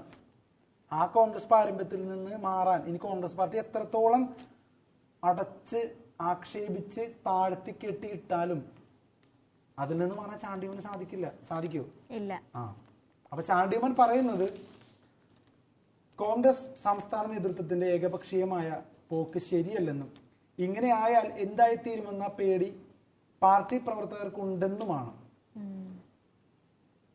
3 മണ്ഡലങ്ങളിൽ നടന്ന ഉപതെരഞ്ഞെടുപ്പുകളിൽ പാർട്ടി തെരഞ്ഞെടുപ്പ് ചുമതലകൾ നൽകിയില്ലെന്നത് മാത്രമല്ല കോൺഗ്രസ് തെരഞ്ഞെടുപ്പ് യോഗത്തിൽ നിന്ന് തന്നെ ഇറക്കി വിട്ടെന്നും അദ്ദേഹം കുറ്റപ്പെടുത്തി. ദൈവം ഉമ്മൻചാണ്ടി സാർ ഉണ്ടായിരുന്നെങ്കിൽ നിങ്ങൾ ചെയ്യുന്ന എന്തൊരു നീചപ്രവൃത്തിയാണ്. അവൻ നിങ്ങളുടെയൊക്കെ കണ്ണീരൊക്കെ വെറും കള്ളമാണോ, കപട നാടകമാണോ? വി.ഡി. സതീശൻ, കെ. സുധാകരൻ അടക്കമുള്ള ആളുകളൊക്കെ കളിക്കുന്നത് വെറും കപട നാടകങ്ങളാണോ? ചാണ്ടിയുമ്മൻ എന്തിനാണ് അവഗണിക്കുന്നതെങ്കിൽ നിങ്ങൾ പ്രസ്താവന ഇറക്കണം. ഇന്ന കാര്യങ്ങൾ കൊണ്ടാണ് ചാണ്ടിയുമ്മൻ അവഗണിക്കുന്നത്. ഒരു യോഗത്തിൽ നിന്ന് ഇറക്കി വിടുന്നു. ചാണ്ടിയുമ്മൻ MLA ആണ് അല്ലെ? ഒരു യോഗത്തിനും വിളിക്കാത്ത ആൾക്കാർ വന്നിട്ട് ഓരോരുത്തരെ കൊല്ലണ കാലഘട്ടമാണത്. ഒരു യോഗത്തിനും വിളിക്കാതെ വലിഞ്ഞു കയറി വന്ന് ആളുകൾ ഇരുന്നിട്ട് ആ നവീൻ ബാബുവിന്റെ സംഭവം അങ്ങനെയുള്ള സാഹചര്യത്തിൽ അവർ MLA ആണ്. പങ്കെടുക്കേണ്ട യോഗത്തിൽ നിന്ന് ഇറക്കി വിടുന്നു. അപ്പൊ ഈ ഗുരുതരമായ ആരോപണങ്ങൾക്ക് നിങ്ങൾ മറുപടി പറയണം. വി.ഡി. സതീശൻ പറയണം മറുപടി, കെ. സുധാകരൻ പറയണം മറുപടി, കെ. മുരളീധരൻ പറയണം മറുപടി. ചാണ്ടിയുമ്മനെ പോലൊരു നേതാവിനെ മിസ് ചെയ്താൽ അതിന്റെ നഷ്ടം ചാണ്ടിയുമ്മന് മാത്രമല്ല, അത് കോൺഗ്രസിന് തന്നെയാണ്. കേരള കോൺഗ്രസും അല്ല, കോൺഗ്രസിന്, കേരളത്തിലെ കോൺഗ്രസിന്. അതുകൊണ്ട് ചാണ്ടിയുമ്മന്റെ ദുഃഖം നിങ്ങൾ കേൾക്കണം. പാർട്ടി മാറിയിട്ട് അപ്പുറത്തെ പാർട്ടി പോയിട്ട് കുറ്റം പറഞ്ഞ സ്വഭാവക്കാരനല്ല ചാണ്ടിയുമ്മൻ. സ്വന്തം പാർട്ടി നിന്നിട്ട് തന്നെയാണ് ഒരു ഉൾപാർട്ടി ജനാധിപത്യം ഉള്ളത് കൊണ്ട് തന്നെ സംസാരിക്കുന്നത്. അപ്പൊ കുറച്ച് മുതിർന്ന ആൾക്കാരൊന്ന് മനസ്സിലാക്കുക. ഒരു തവണ പോലും മന്ത്രി പോലും ആവാത്ത വി.ഡി. സതീശൻ ഇതിന് മറുപടി പറയണം. നിങ്ങൾക്ക് കസേരകളിൽ ഉണ്ടോ? ഇനി ചാണ്ടിയുമ്മൻ വളർന്നു വന്നാൽ ഒരു ഭീഷണിയാകും എന്ന് വിചാരിച്ചാണോ ഇത്തരത്തിലൊക്കെ ചാണ്ടിയുമ്മനോട് പറയുന്നത്? അനാവശ്യമായി ചാണ്ടിയുമ്മന്റെ പേര് വിവാദങ്ങളിലേക്ക് വലിച്ചിടുക എന്നുള്ളത്, കോൺഗ്രസ് പ്രവർത്തകരെ തന്നെ ചാണ്ടിയുമ്മനെതിരെ നീക്കുക എന്നതും ഈയിടെയായിട്ട് കണ്ടുവരുന്ന ഒരു പ്രതിഭാസമാണ്. പക്ഷെ അതുകൊണ്ടൊന്നും ചാണ്ടിയുമ്മൻ തളരാൻ പോകുന്നില്ല എന്നുള്ള തുറന്ന പ്രസ്താവനയാണ് ചാണ്ടിയുമ്മൻ നടത്തുന്നത്. എന്തായാലും നേതാക്കളും ഇതിന് പ്രതികരിച്ചിട്ടുണ്ട്. മാറ്റി നിർത്തിയിട്ടില്ല എന്നൊക്കെയാണ് പറയുന്നത് രമേശ് ചെന്നിത്തലയൊക്കെ. പിന്നെ കെ. സുധാകരനെ KPCC പ്രസിഡന്റ് സ്ഥാനത്ത് നിന്ന് മാറ്റേണ്ട സാഹചര്യം നിലവിലിരുന്നും കെ. മുരളീധരൻ പറഞ്ഞു. ശശി തരൂർ അത് തന്നെ പറയുന്നുണ്ട്. അപ്പോ രാഹുൽ മാങ്കൂട്ടത്തിൽ പറയുന്നത് പാലക്കാട് പ്രചരണത്തിന് ചാണ്ടിയുമ്മൻ വന്നു തന്നെ. എന്റെ പൊന്നെ രാഹുലേ, കിടന്ന് ഉഴുതും അറിയല്ലേ, ഏതെങ്കിലും ഒരു സ്ഥലത്ത് നിൽക്ക്. ചാണ്ടിയുമ്മൻ പറയുന്നു ഏൽപ്പിച്ചിട്ടില്ല എന്ന്, രാഹുൽ മാങ്കൂട്ടത്തിൽ പറയുന്നു അവിടെ വന്നത് ഗുണമായി എന്ന്. ഒന്നില്ല ഈ ചാണ്ടിയുമ്മന്റെ കൂടെ നിൽക്കുക, അല്ലെ കോൺഗ്രസിന്റെ കൂടെ നിൽക്കുക. രണ്ടിന്റെ ഇടയിൽ കിടന്നുള്ള പരിപാടി നിർത്താൻ നോക്ക്. എന്നിട്ട് ഉള്ള കാര്യം പറഞ്ഞ് ചർച്ച ചെയ്യും. നിങ്ങളൊക്കെ ബന്ധപ്പെട്ട സ്ഥാനങ്ങളിലിരിക്കുന്ന ആൾക്കാരല്ലേ, ആരെയാണ് പേടിക്കുന്നത്? ആരാണ് പ്രശ്നം? എല്ലാം വ്യക്തമായിട്ട് പറയൂ, തുറന്നു പറയൂ, ഉള്ളിലൊക്കെ തുറന്നു പറയൂ. കസേരകളാണ് പ്രശ്നം, ഇന്നാള് മാറണം, ഇന്നാള് വരണം, തുറന്നു പറയൂ. അല്ലാതെ ചുമ്മാ ഇങ്ങനെ പോയി കഴിഞ്ഞാൽ അടുത്ത ഭരണം കൂടി പോകട്ടെ. പണ്ടാളൊക്കെ സിമ്പിളായിട്ട് കിട്ടും ഈ കോൺഗ്രസ്സുകാർക്ക്. അടുത്ത പ്രാവശ്യം കേരളം ഭരിക്കാൻ പറ്റും. ഇവന്മാരുടെ ഈ കസേരകൾ കാരണം ഇനി അതും നടക്കൂല എന്നുള്ളതാണ് സംശയം. അതല്ല നിങ്ങളൊരു കാര്യം ചെയ്യണം, ശശി തരൂരിനെ മുഖ്യമന്ത്രി സ്ഥാനാർത്ഥിയാക്ക്. അപ്പൊ പിന്നെ കുഴപ്പമില്ല. പക്ഷെ അതിനെ സമ്മതിക്കില്ലല്ലോ, അദ്ദേഹത്തെ ചവിട്ടല്ലേ, മൊത്തം ചവിട്ടാണ് സൂര്യ ഈ കോൺഗ്രസിൽ നടന്നുകൊണ്ടിരിക്കുന്നത്. എങ്ങനെ കോൺഗ്രസിനെ വിശ്വസിക്കും നമ്മള്? അപ്പൊ ചാണ്ടിയുമ്മന്റെ അടുത്തൊരു തീരുമാനം ഉണ്ടാക്കാം പ്ലീസ്, അല്ലെ കോട്ടയത്ത് അത് വലിയൊരു കലാപം ഉണ്ടാക്കും. ഓക്കെ. അപ്പൊ മറ്റൊരു പ്രധാനപ്പെട്ട കാര്യം, നമ്മൾ എന്തെങ്കിലും വിട്ടുപോയിട്ടുണ്ടോ? കേരളോത്സവം, മനോരമയിലൊരു കേരളോത്സവ വാർത്തയുണ്ട്, അതും കൂടി പറയണം എന്തായാലും. കേരളോത്സവത്തിന് പങ്കെടുത്തിട്ടുണ്ടോ? കേരളോത്സവം എന്താണെന്നറിയോ? അറിയില്ല. പഞ്ചായത്ത് മേള പോലത്തെ അങ്ങനത്താണോ? ഇതാണ് പ്രശ്നം. കേരളോത്സവം എന്നുള്ളൊരു കലാപരിപാടി ഇവിടെ നടക്കുന്നുണ്ട്. ഒരു മനുഷ്യനും അത് അറിയേയില്ല, അതിൽ പങ്കെടുക്കാനായിട്ട് താല്പര്യവുമില്ല. ഒരു മനുഷ്യല്ല, ചിലപ്പോ എന്നെ പോലത്തെ കുറച്ച് പേരായിരിക്കും. അല്ല, അത് ആരുടെ വീഴ്ചയാ? അതൊരിക്കലും സൂര്യയുടെ വീഴ്ചയല്ല, സർക്കാരിന്റെ വീഴ്ചയാണ്, പിണറായി വിജയന്റെ വീഴ്ചയാണ്. ഇങ്ങനെയൊക്കെ പറഞ്ഞാൽ ആരെങ്കിലും കേൾക്കും, മനസ്സിലായോ? ആർക്കും വേണ്ടാത്ത കേരളോത്സവങ്ങൾ എന്ന് പറഞ്ഞ് മലയാള മനോരമ തന്നെ ഈ വിഷയത്തെ അഡ്രസ് ചെയ്ത് രംഗത്തെത്തിയിട്ടുണ്ട്. 2ാമത്തെ പേജിൽ മിക്ക പഞ്ചായത്തുകളിലും ഇപ്പോൾ കേരളോത്സവം നടക്കുകയാണ്. അറിയുന്നുണ്ടോ? കണ്ടോ? ഓ, ആരെ അത്ഭുതം പോലെ. അറിയുന്നുണ്ടോ? ഇല്ല, കേട്ടിട്ടുണ്ട്, പക്ഷെ അറിയുന്നില്ല. ഒരു നോട്ടീസ് പോലും കിട്ടുന്നുണ്ടോ എന്നുള്ള സംശയമാണ്. അതിനുവേണ്ടി നിശ്ചിത ഫണ്ട് വരെ കൊടുക്കുന്നുണ്ട് സർക്കാർ. അതല്ലേ, ഫണ്ട് കൊടുക്കുന്നുണ്ട് പഞ്ചായത്ത് തലത്തില്. ആ ഫണ്ട് മുക്കുകയാണോ ഇനി? അതിനുവേണ്ടിയാണോ അറിയിക്കാത്ത? പക്ഷെ എന്ത് കലാപരിപാടിയാണ്! ഒന്നില്ലൊരു കലാപരിപാടിയല്ലേ? ഒരുപാട് കലാപരമായ കഴിവുള്ള കുട്ടികളില്ലേ? കുട്ടികൾക്ക് വരെ സ്കൂൾ കലോത്സവമൊക്കെ ഉണ്ട്. +2 ഒക്കെ കഴിഞ്ഞ ആളുകൾ, ഡിഗ്രി കഴിഞ്ഞ ആളുകൾ, ഇവർക്കൊക്കെ പങ്കെടുക്കാൻ പറ്റുന്ന ഒരു കലോത്സവ വേദിയാണ് കേരളോത്സവം. ഞാനൊക്കെ പങ്കെടുത്തിട്ടുണ്ട് പണ്ട്. പിന്നീട് അതിന്റെ ഒരു പ്രചരണമൊക്കെ ഇങ്ങനെ കുറഞ്ഞു വന്നപ്പോ പിന്നെ അത് മാറി. ഇപ്പോഴും ക്രിക്കറ്റും ഫുട്ബോളൊക്കെ ആൾക്കാർ പങ്കെടുക്കുന്നുണ്ട് കേരളോത്സവത്തിൽ. ഗ്രാമാന്തര പ്രദേശങ്ങളിലുള്ള ആൾക്കാരൊക്കെ ക്രിക്കറ്റിനും ഫുട്ബോളിനൊക്കെ പോകുന്നുണ്ട്. സ്റ്റേറ്റ് വരെയും പോവാം. അതായത് നമ്മുടെ പഞ്ചായത്ത്, ബ്ലോക്ക് പഞ്ചായത്ത്, ജില്ലാ പഞ്ചായത്ത്, സംസ്ഥാനം, അത് കഴിഞ്ഞുകൊണ്ട് ഇങ്ങനൊരു ജൈത്രയാത്രയാണ് കേരളോത്സവം. നമ്മുടെ സ്കൂൾ കലോത്സവം ഒക്കെ പോലെ തന്നെ അത്രത്തോളം തിരക്കൊക്കെ വരേണ്ട ഒരു സംഭവമാണത്. പക്ഷെ എന്നിട്ടും ആളൊഴിഞ്ഞ കേരളോത്സവങ്ങൾ. മിക്ക പഞ്ചായത്തുകളിലും ഇപ്പോൾ കേരളോത്സവം നടത്തിപ്പിന്റെ സമയമാണ്. പക്ഷേ കലാമത്സരങ്ങളിൽ പങ്കെടുക്കാൻ പോലും ആളുകൾ എത്തുന്നില്ല.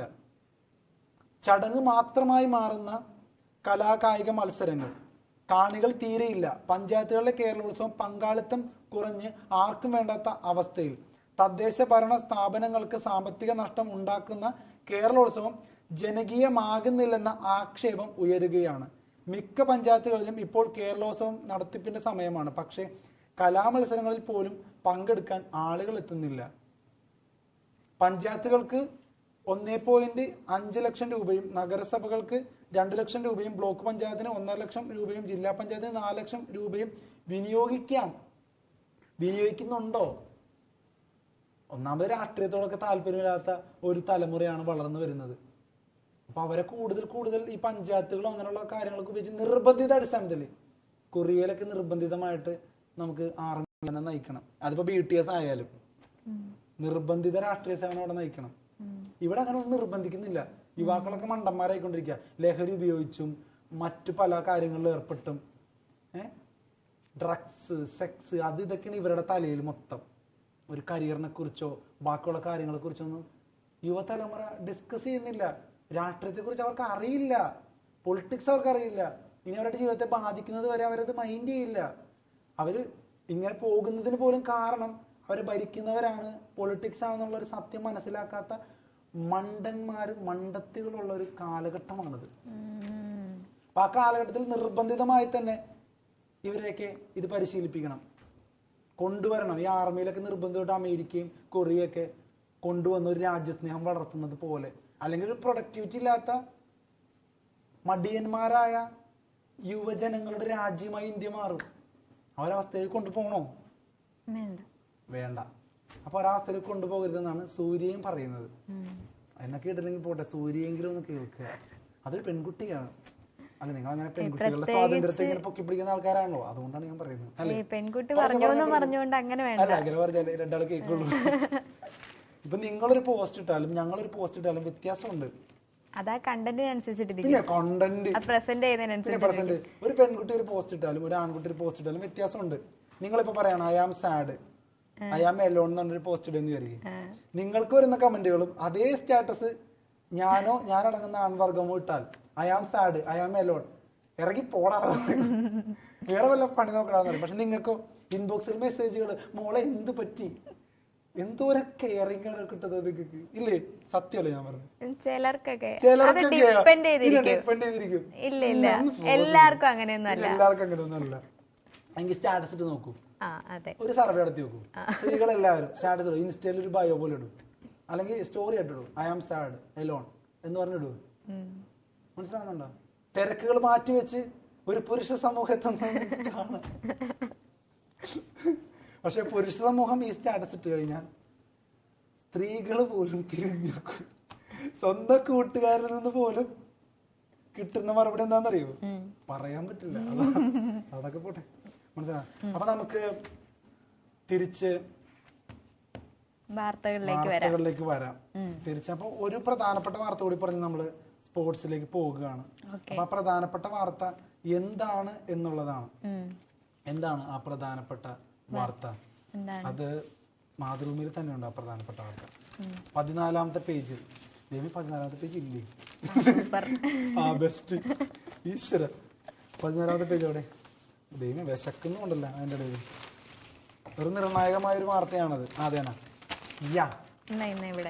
അതെ, മാതൃഭൂമിയുടെ 14ാമത്തെ പേജ് കിട്ടി. സിറിയക്ക് ഇടക്കാല പ്രധാനമന്ത്രി മുഹമ്മദ് അൽ ബഷീർ ചുമതലയേറ്റു. മാർച്ച് 1 വരെ മുഹമ്മദ് അൽ ബഷീർ ഭരിക്കും. സൈനിക താവളങ്ങൾ ഇതിന്റെ ഇടയിൽ, അതായത് എന്തോ പറയല്ലോ, റോമാ സാമ്രാജ്യം കത്തിയെരിയുമ്പോൾ വീണ വായന എന്നെന്തോ പറയില്ലേ, അതുപോലെ എന്തോ ചെയ്യുമ്പോ എന്തോ വാഴ വെട്ടു, അങ്ങനെ എന്തോ ഒരു ഇതില്ലേ, പുര കത്തുമ്പോൾ വാഴ വെട്ടുന്ന സ്വഭാവത്തിൽ ഇസ്രായേൽ ആക്രമണങ്ങൾ നടത്തിക്കൊണ്ടിരിക്കുന്നത്. ഇവന്മാരെ പോലെ സൈക്കോകളാണ്. അവർക്ക് വേറെ യുദ്ധങ്ങൾ തീർക്കാനുണ്ട്. ഹമാസ്, ഹിസ്ബുള്ള, പലസ്തീൻ, ഇങ്ങനെ ഒരുപാട് യുദ്ധങ്ങളുള്ളപ്പോഴാണ് സിറിയയിലേക്ക് ആക്രമണം നടത്തുന്നത്. ഇതിനും മാത്രം ഫോഴ്സും ഇതിനും മാത്രം പവറും ഉള്ള ഒരു രാജ്യം. അയ്യോ, ഇസ്രായേൽ ഒരു രക്ഷയില്ല. നെതന്യാഹു എന്താണ് വല്ല ഏലിയനോ വല്ല സൈക്കോയോ വല്ലോ ആണ് നിങ്ങള്? നെതന്യാഹുവിനെതിരെ ഇപ്പോ ഒരു അഴിമതി വിവാദത്തിൽ കേസ് നടന്നുകൊണ്ടിരിക്കുക. അപ്പൊ അതിന്റെ തുടർ വിചാരണയ്ക്കും മറ്റുമൊക്കെ നെതന്യാഹു ഹാജരായിക്കൊണ്ടിരിക്കുന്ന സമയം കൂടിയാണ്. എന്നിട്ടും ആ യുദ്ധങ്ങൾക്കും ആക്രമണങ്ങൾക്കൊന്നും ഒരു കുറവില്ല. നെതന്യാഹുവിനെതിരെ അറസ്റ്റ് വാറന്റ് വരെ പുറപ്പെടുവിച്ചിരുന്നു. അപ്പൊ അതൊരു കേസായിട്ട് ഡീൽ ചെയ്യാനുള്ള പരിപാടിയാണത്. അപ്പം സിറിയയിൽ എന്തായാലും പുതിയ പുതിയ മാറ്റങ്ങളാണ്. സിറിയയിലെ മാറ്റങ്ങളെ കുറിച്ച് പറയുമ്പോൾ പുതുതായിട്ട് വന്നിരിക്കുന്ന HTS എന്ന് പറയുന്ന സംഘടന, അവര് കുറച്ചും കൂടി മതേതര സ്വഭാവമുള്ളവരാണ് എന്നാണ് റിപ്പോർട്ടുകൾ. ഹിജാബ് നിർബന്ധമാക്കിയിട്ടില്ല.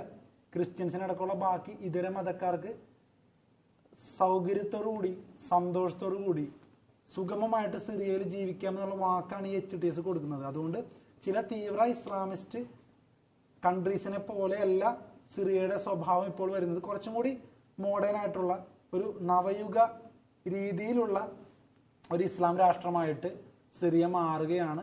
സ്ത്രീകളുടെയൊക്കെ സന്തോഷം പങ്കിട്ടുകൊണ്ടുള്ള ചിത്രങ്ങളൊക്കെ നമ്മൾ കണ്ടിട്ടുള്ളതാണ്. സിറിയയിൽ കഴിഞ്ഞ ദിവസങ്ങളിലൊക്കെ ഉണ്ടായിരുന്നു അല്ലേ? അപ്പോൾ ഹിജാബ് അടക്കം അവിടെ നിർബന്ധമല്ലാന്ന് പറഞ്ഞിട്ടുണ്ട്. അതുപോലെ തന്നെ കർശനമായിട്ടുള്ള ഇസ്ലാം നിയമങ്ങൾ എന്നുള്ള പേരിൽ പലരും നടത്തിവരുന്ന നിയമങ്ങളൊന്നും ഉണ്ടാവില്ല. ഒരുപാട് ആളുകളെ ജയിൽ മോചിതരാക്കി, കഠിന തടവിന് വിധിച്ചിരുന്ന ഒരുപാട് പേരെ ജയിൽ മോചിതരാക്കി, അവർക്കൊക്കെ സ്വാതന്ത്ര്യം കൊടുത്തു, അവരൊക്കെ വെളിച്ചം കാണിച്ചു. അങ്ങനെ സിറിയയിൽ കുറെ പുതിയ വാർത്തകൾ ഉണ്ടാകുന്നത്. ഒരു പുതിയൊരു സിറിയൻ റിപ്പബ്ലിക്കിനുള്ള സാധ്യതയാണെന്നാണ് ലോകം ഉറ്റുനോക്കുന്നത്. അപ്പൊ നല്ല രീതിയിൽ HTSനും ബന്ധപ്പെട്ടവർക്ക് അതൊക്കെ ഭരിക്കാൻ സാധിക്കട്ടെ. അപ്പോ വിമതർക്ക് നേതൃത്വം നൽകുന്ന ഹയാത്ത് തഹ്രീർ അൽ ഷാമിന്റെ, അതായത് HTSന്റെ നിയന്ത്രണത്തിൽ ഇഡ്ലിബ് ഭരിക്കുന്ന സാൽവേഷൻ സർക്കാരിൽ പ്രധാനമന്ത്രിയാണ് 41-കാരനായ അൽ ബഷീർ. എഞ്ചിനീയറായ ഇദ്ദേഹത്തിന് ഇഡ്ലിബ് സർവകലാശാലയിൽ നിന്ന് ശരിയത്ത് നിയമത്തിൽ ബിരുദമുണ്ട്. അതിനിടെ വിമതർ കൈയടക്കാതിരിക്കാൻ എന്ന് പറഞ്ഞ് സിറിയൻ സൈനിക താവളങ്ങൾ ഇസ്രായേൽ ചൊവ്വാഴ്ചയും വ്യോമാക്രമണം തുടർന്നു. ഡമാസ്കസിന് അടുത്തുവരെ എത്തിയ റിപ്പോർട്ടുകൾ ഇസ്രായേൽ സൈന്യം നിഷേധിച്ചിട്ടുമുണ്ട്. ഡമാസ്കസിന് അടുത്തുവരെ എത്തിയെന്നാ പറയുന്നത് ഇസ്രായേൽ. എന്താ പൊന്നൊന്നും പറയണ്ട, പുര കത്തുമ്പോൾ വാഴവെട്ടുക എന്നുള്ള സ്ഥിരം പരിപാടി. അപ്പൊ നെതന്യാഹുവിനെതിരെ വിചാരണ തുടങ്ങിയിട്ടുണ്ട് അഴിമതി കേസിൽ. അത് വേറൊരു കാര്യം. സിറിയ അവർ ആക്രമിക്കുന്നു, നെതന്യാഹു തലവനായ നെതന്യാഹുവിനെ വിചാരണ ചെയ്യുന്നു മറ്റൊരിടത്ത്. എന്താണ് സിറിയയിൽ പുതിയൊരു ഭരണം വരികയാണ്. ഇടക്കാല പ്രധാനമന്ത്രി വന്നിരിക്കുന്നു മുഹമ്മദ് അൽ ബഷീർ. നല്ലൊരു ഭരണം കാഴ്ചവെക്കാനും സമാധാനപരമായ രീതിയിൽ മുമ്പോട്ട് പോകാനും അവർക്ക് സാധിക്കട്ടെ. ഇനി സ്പോർട്സ് പേജിലേക്ക് വരാം. സൂര്യ ഓ ആശ്വാസമായി, എനിക്ക് നല്ലോണം വിശക്കുന്നുണ്ട് അല്ലേ? അപ്പൊ എന്തായാലും സ്പോർട്സ് പേജ് ഫിഫ് പ്രോയുടെ ലോക 11-ൽ മെസ്സിയും റൊണാൾഡോയും ഇല്ല എന്ന ഞെട്ടിക്കുന്ന വാർത്തയാണ് ഫുട്ബോൾ ആരാധകർക്ക് മുന്നിലേക്ക് വരുന്നത്. ഫുട്ബോൾ ഗ്ലോബൽ പ്ലെയേഴ്സ് അസോസിയേഷനായ ഫിഫ് പ്രോയുടെ ലോക 11-ൽ ഇതിഹാസ താരങ്ങളായ അർജന്റീനയുടെ ലയണൽ മെസ്സിയും പോർച്ചുഗലിന്റെ ക്രിസ്ത്യാനോ റൊണാൾഡോയും ഇല്ല. വോട്ടെടുപ്പിലൂടെയാണ് ലോക 11-നെ തെരഞ്ഞെടുത്തത്.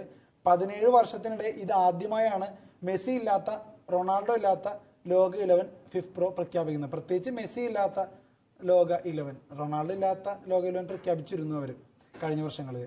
ഇരുവരെയും കൂടാതെ ബ്രസീൽ സൂപ്പർ താരം നെയ്മറും ടീമിലില്ല. ഇതോടുകൂടി നെയ്മറിന്റെയും മെസ്സിയുടെയും റൊണാൾഡോയുടെയും ആ ഒരു സമ്പന്നമായ പ്രതാപമായ നൊസ്റ്റാൾജിക് കാലം അവസാനിക്കുകയാണോ എന്നുള്ളൊരു വീർപ്പുമുട്ടലാണ്. അതെ, ആരാധകർ ഏറെയുള്ള 3 പേര് വോട്ടെടുപ്പിൽ ഒരു തോൽക്കുക. കാലഘട്ടത്തിന്റെ അവസാനമാണത്. കാരണം അവരുടെ പേരുകൾ വരെ ഇല്ലാതാപ്പെടുന്നു.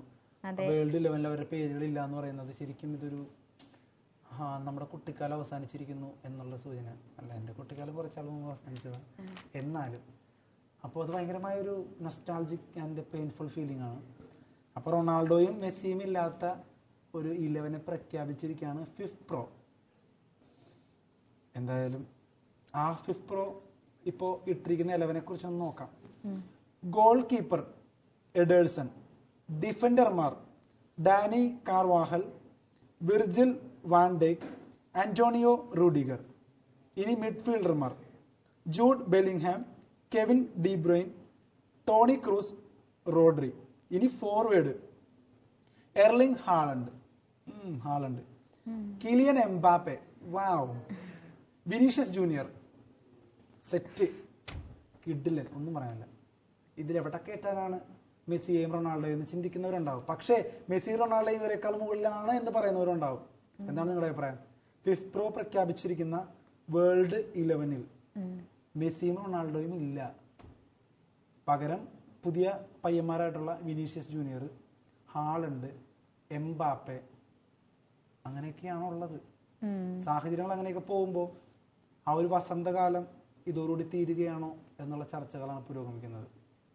41-ാമത്തെ വയസ്സിൽ സുനിൽ ഛേത്രി ഹാട്രിക് അടിച്ചത് നമ്മൾ കഴിഞ്ഞ ദിവസങ്ങളിൽ കണ്ടതാണ്.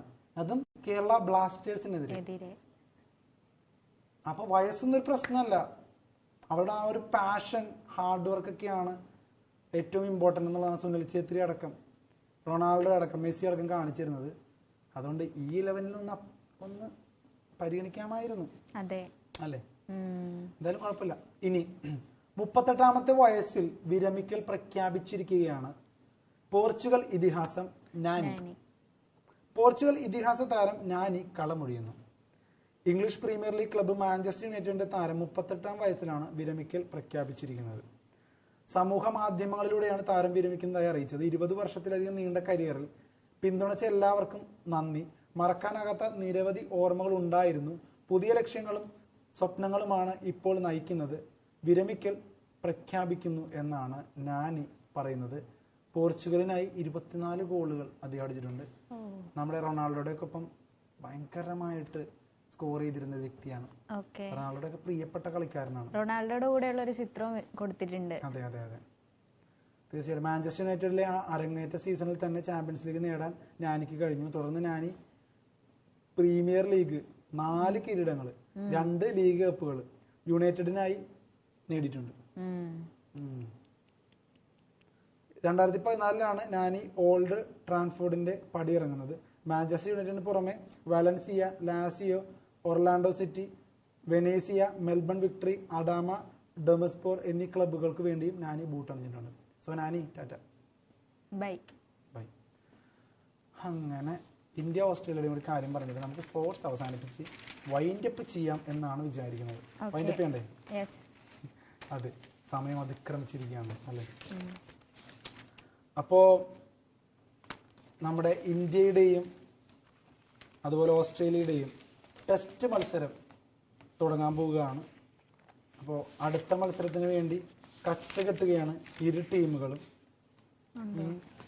സോ ഫൈനൽ അത്ര ഈസി അല്ല.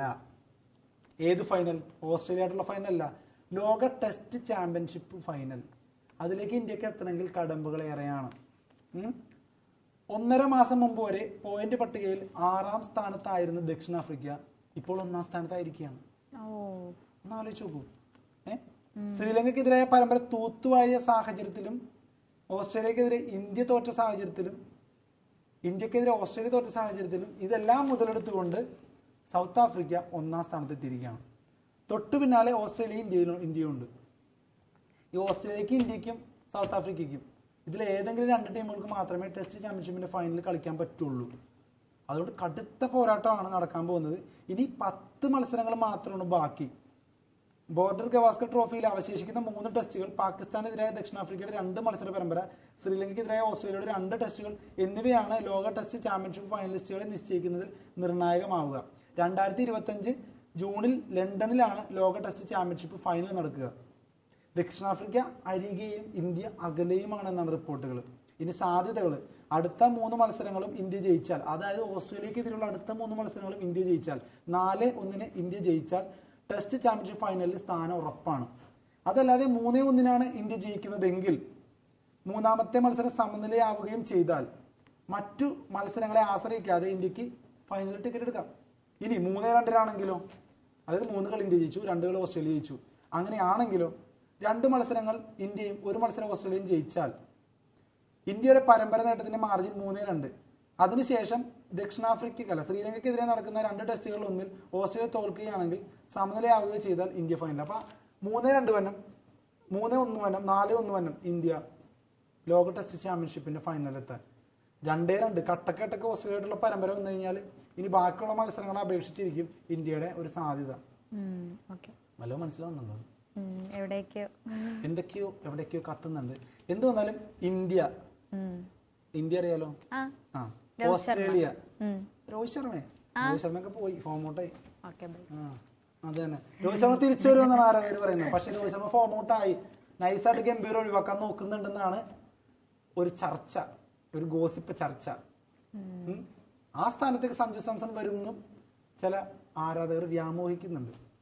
അതിന് പണിയാണ്. എന്തായാലും ഇന്ത്യക്ക് ടെസ്റ്റ് ചാമ്പ്യൻഷിപ്പ് ദുഷ്കരമാണ്. സുനിൽ ഛേത്രിയുടെയൊക്കെ 41 വയസ്സിലുള്ള ഗോളുകളും നമുക്ക് അഭിമാനം തന്നിരിക്കുകയാണ്. സ്പോർട്സ് പേജ് എടുക്കുമ്പോൾ നമുക്കത് പരാമർശിക്കാതിരിക്കാൻ പറ്റില്ല. അങ്ങനെ നാനിയുടെ വിരമിക്കല്, റൊണാൾഡോയും മെസ്സിയും ടോപ്പ് 11 ഇല്ലാത്തത്, സുനിൽ ഛേത്രിയുടെ 41-ാം വയസ്സിലെ ഹാട്രിക്ക്, ഇന്ത്യ ഓസ്ട്രേലിയ മത്സരങ്ങളുടെ ഫലമാണ് ലോക ടെസ്റ്റ് ചാമ്പ്യൻഷിപ്പിന് നിർണായകമാകുക എന്നുള്ള വാർത്തകൾ, അങ്ങനെ എല്ലാം കൊണ്ടും സ്പോർട്സ് പേജ് സമ്പന്നമായിരുന്നു. നിങ്ങൾക്ക് എന്തെങ്കിലും സ്പോർട്സ് വാർത്തകൾ പങ്കുവെക്കാനുണ്ടെങ്കിൽ പങ്കുവെക്കാം. അപ്പം അതുകൊണ്ട് ഇതോടുകൂടി വൈകിപ്പിക്കണം. പറഞ്ഞു ഒരു എൻഡിങ് നോട്ട് പറഞ്ഞ കേൾക്കട്ടെ. ഇതോടുകൂടി ഇന്നത്തെ ബുധനാഴ്ചത്തെ 11-ാം തീയതിയിലത്തെ വാർത്തകൾ അവസാനിച്ചിരിക്കുകയാണ്. പത്രവാർത്ത ഇതോടുകൂടി ഞങ്ങൾ വൈൻഡപ്പ് ചെയ്യാണ്. പേരെന്തായിരുന്നു? സൂര്യ. എൻ്റെ പേര് അക്ഷയ്. അപ്പോൾ വീണ്ടും കാണാം. ടാറ്റ.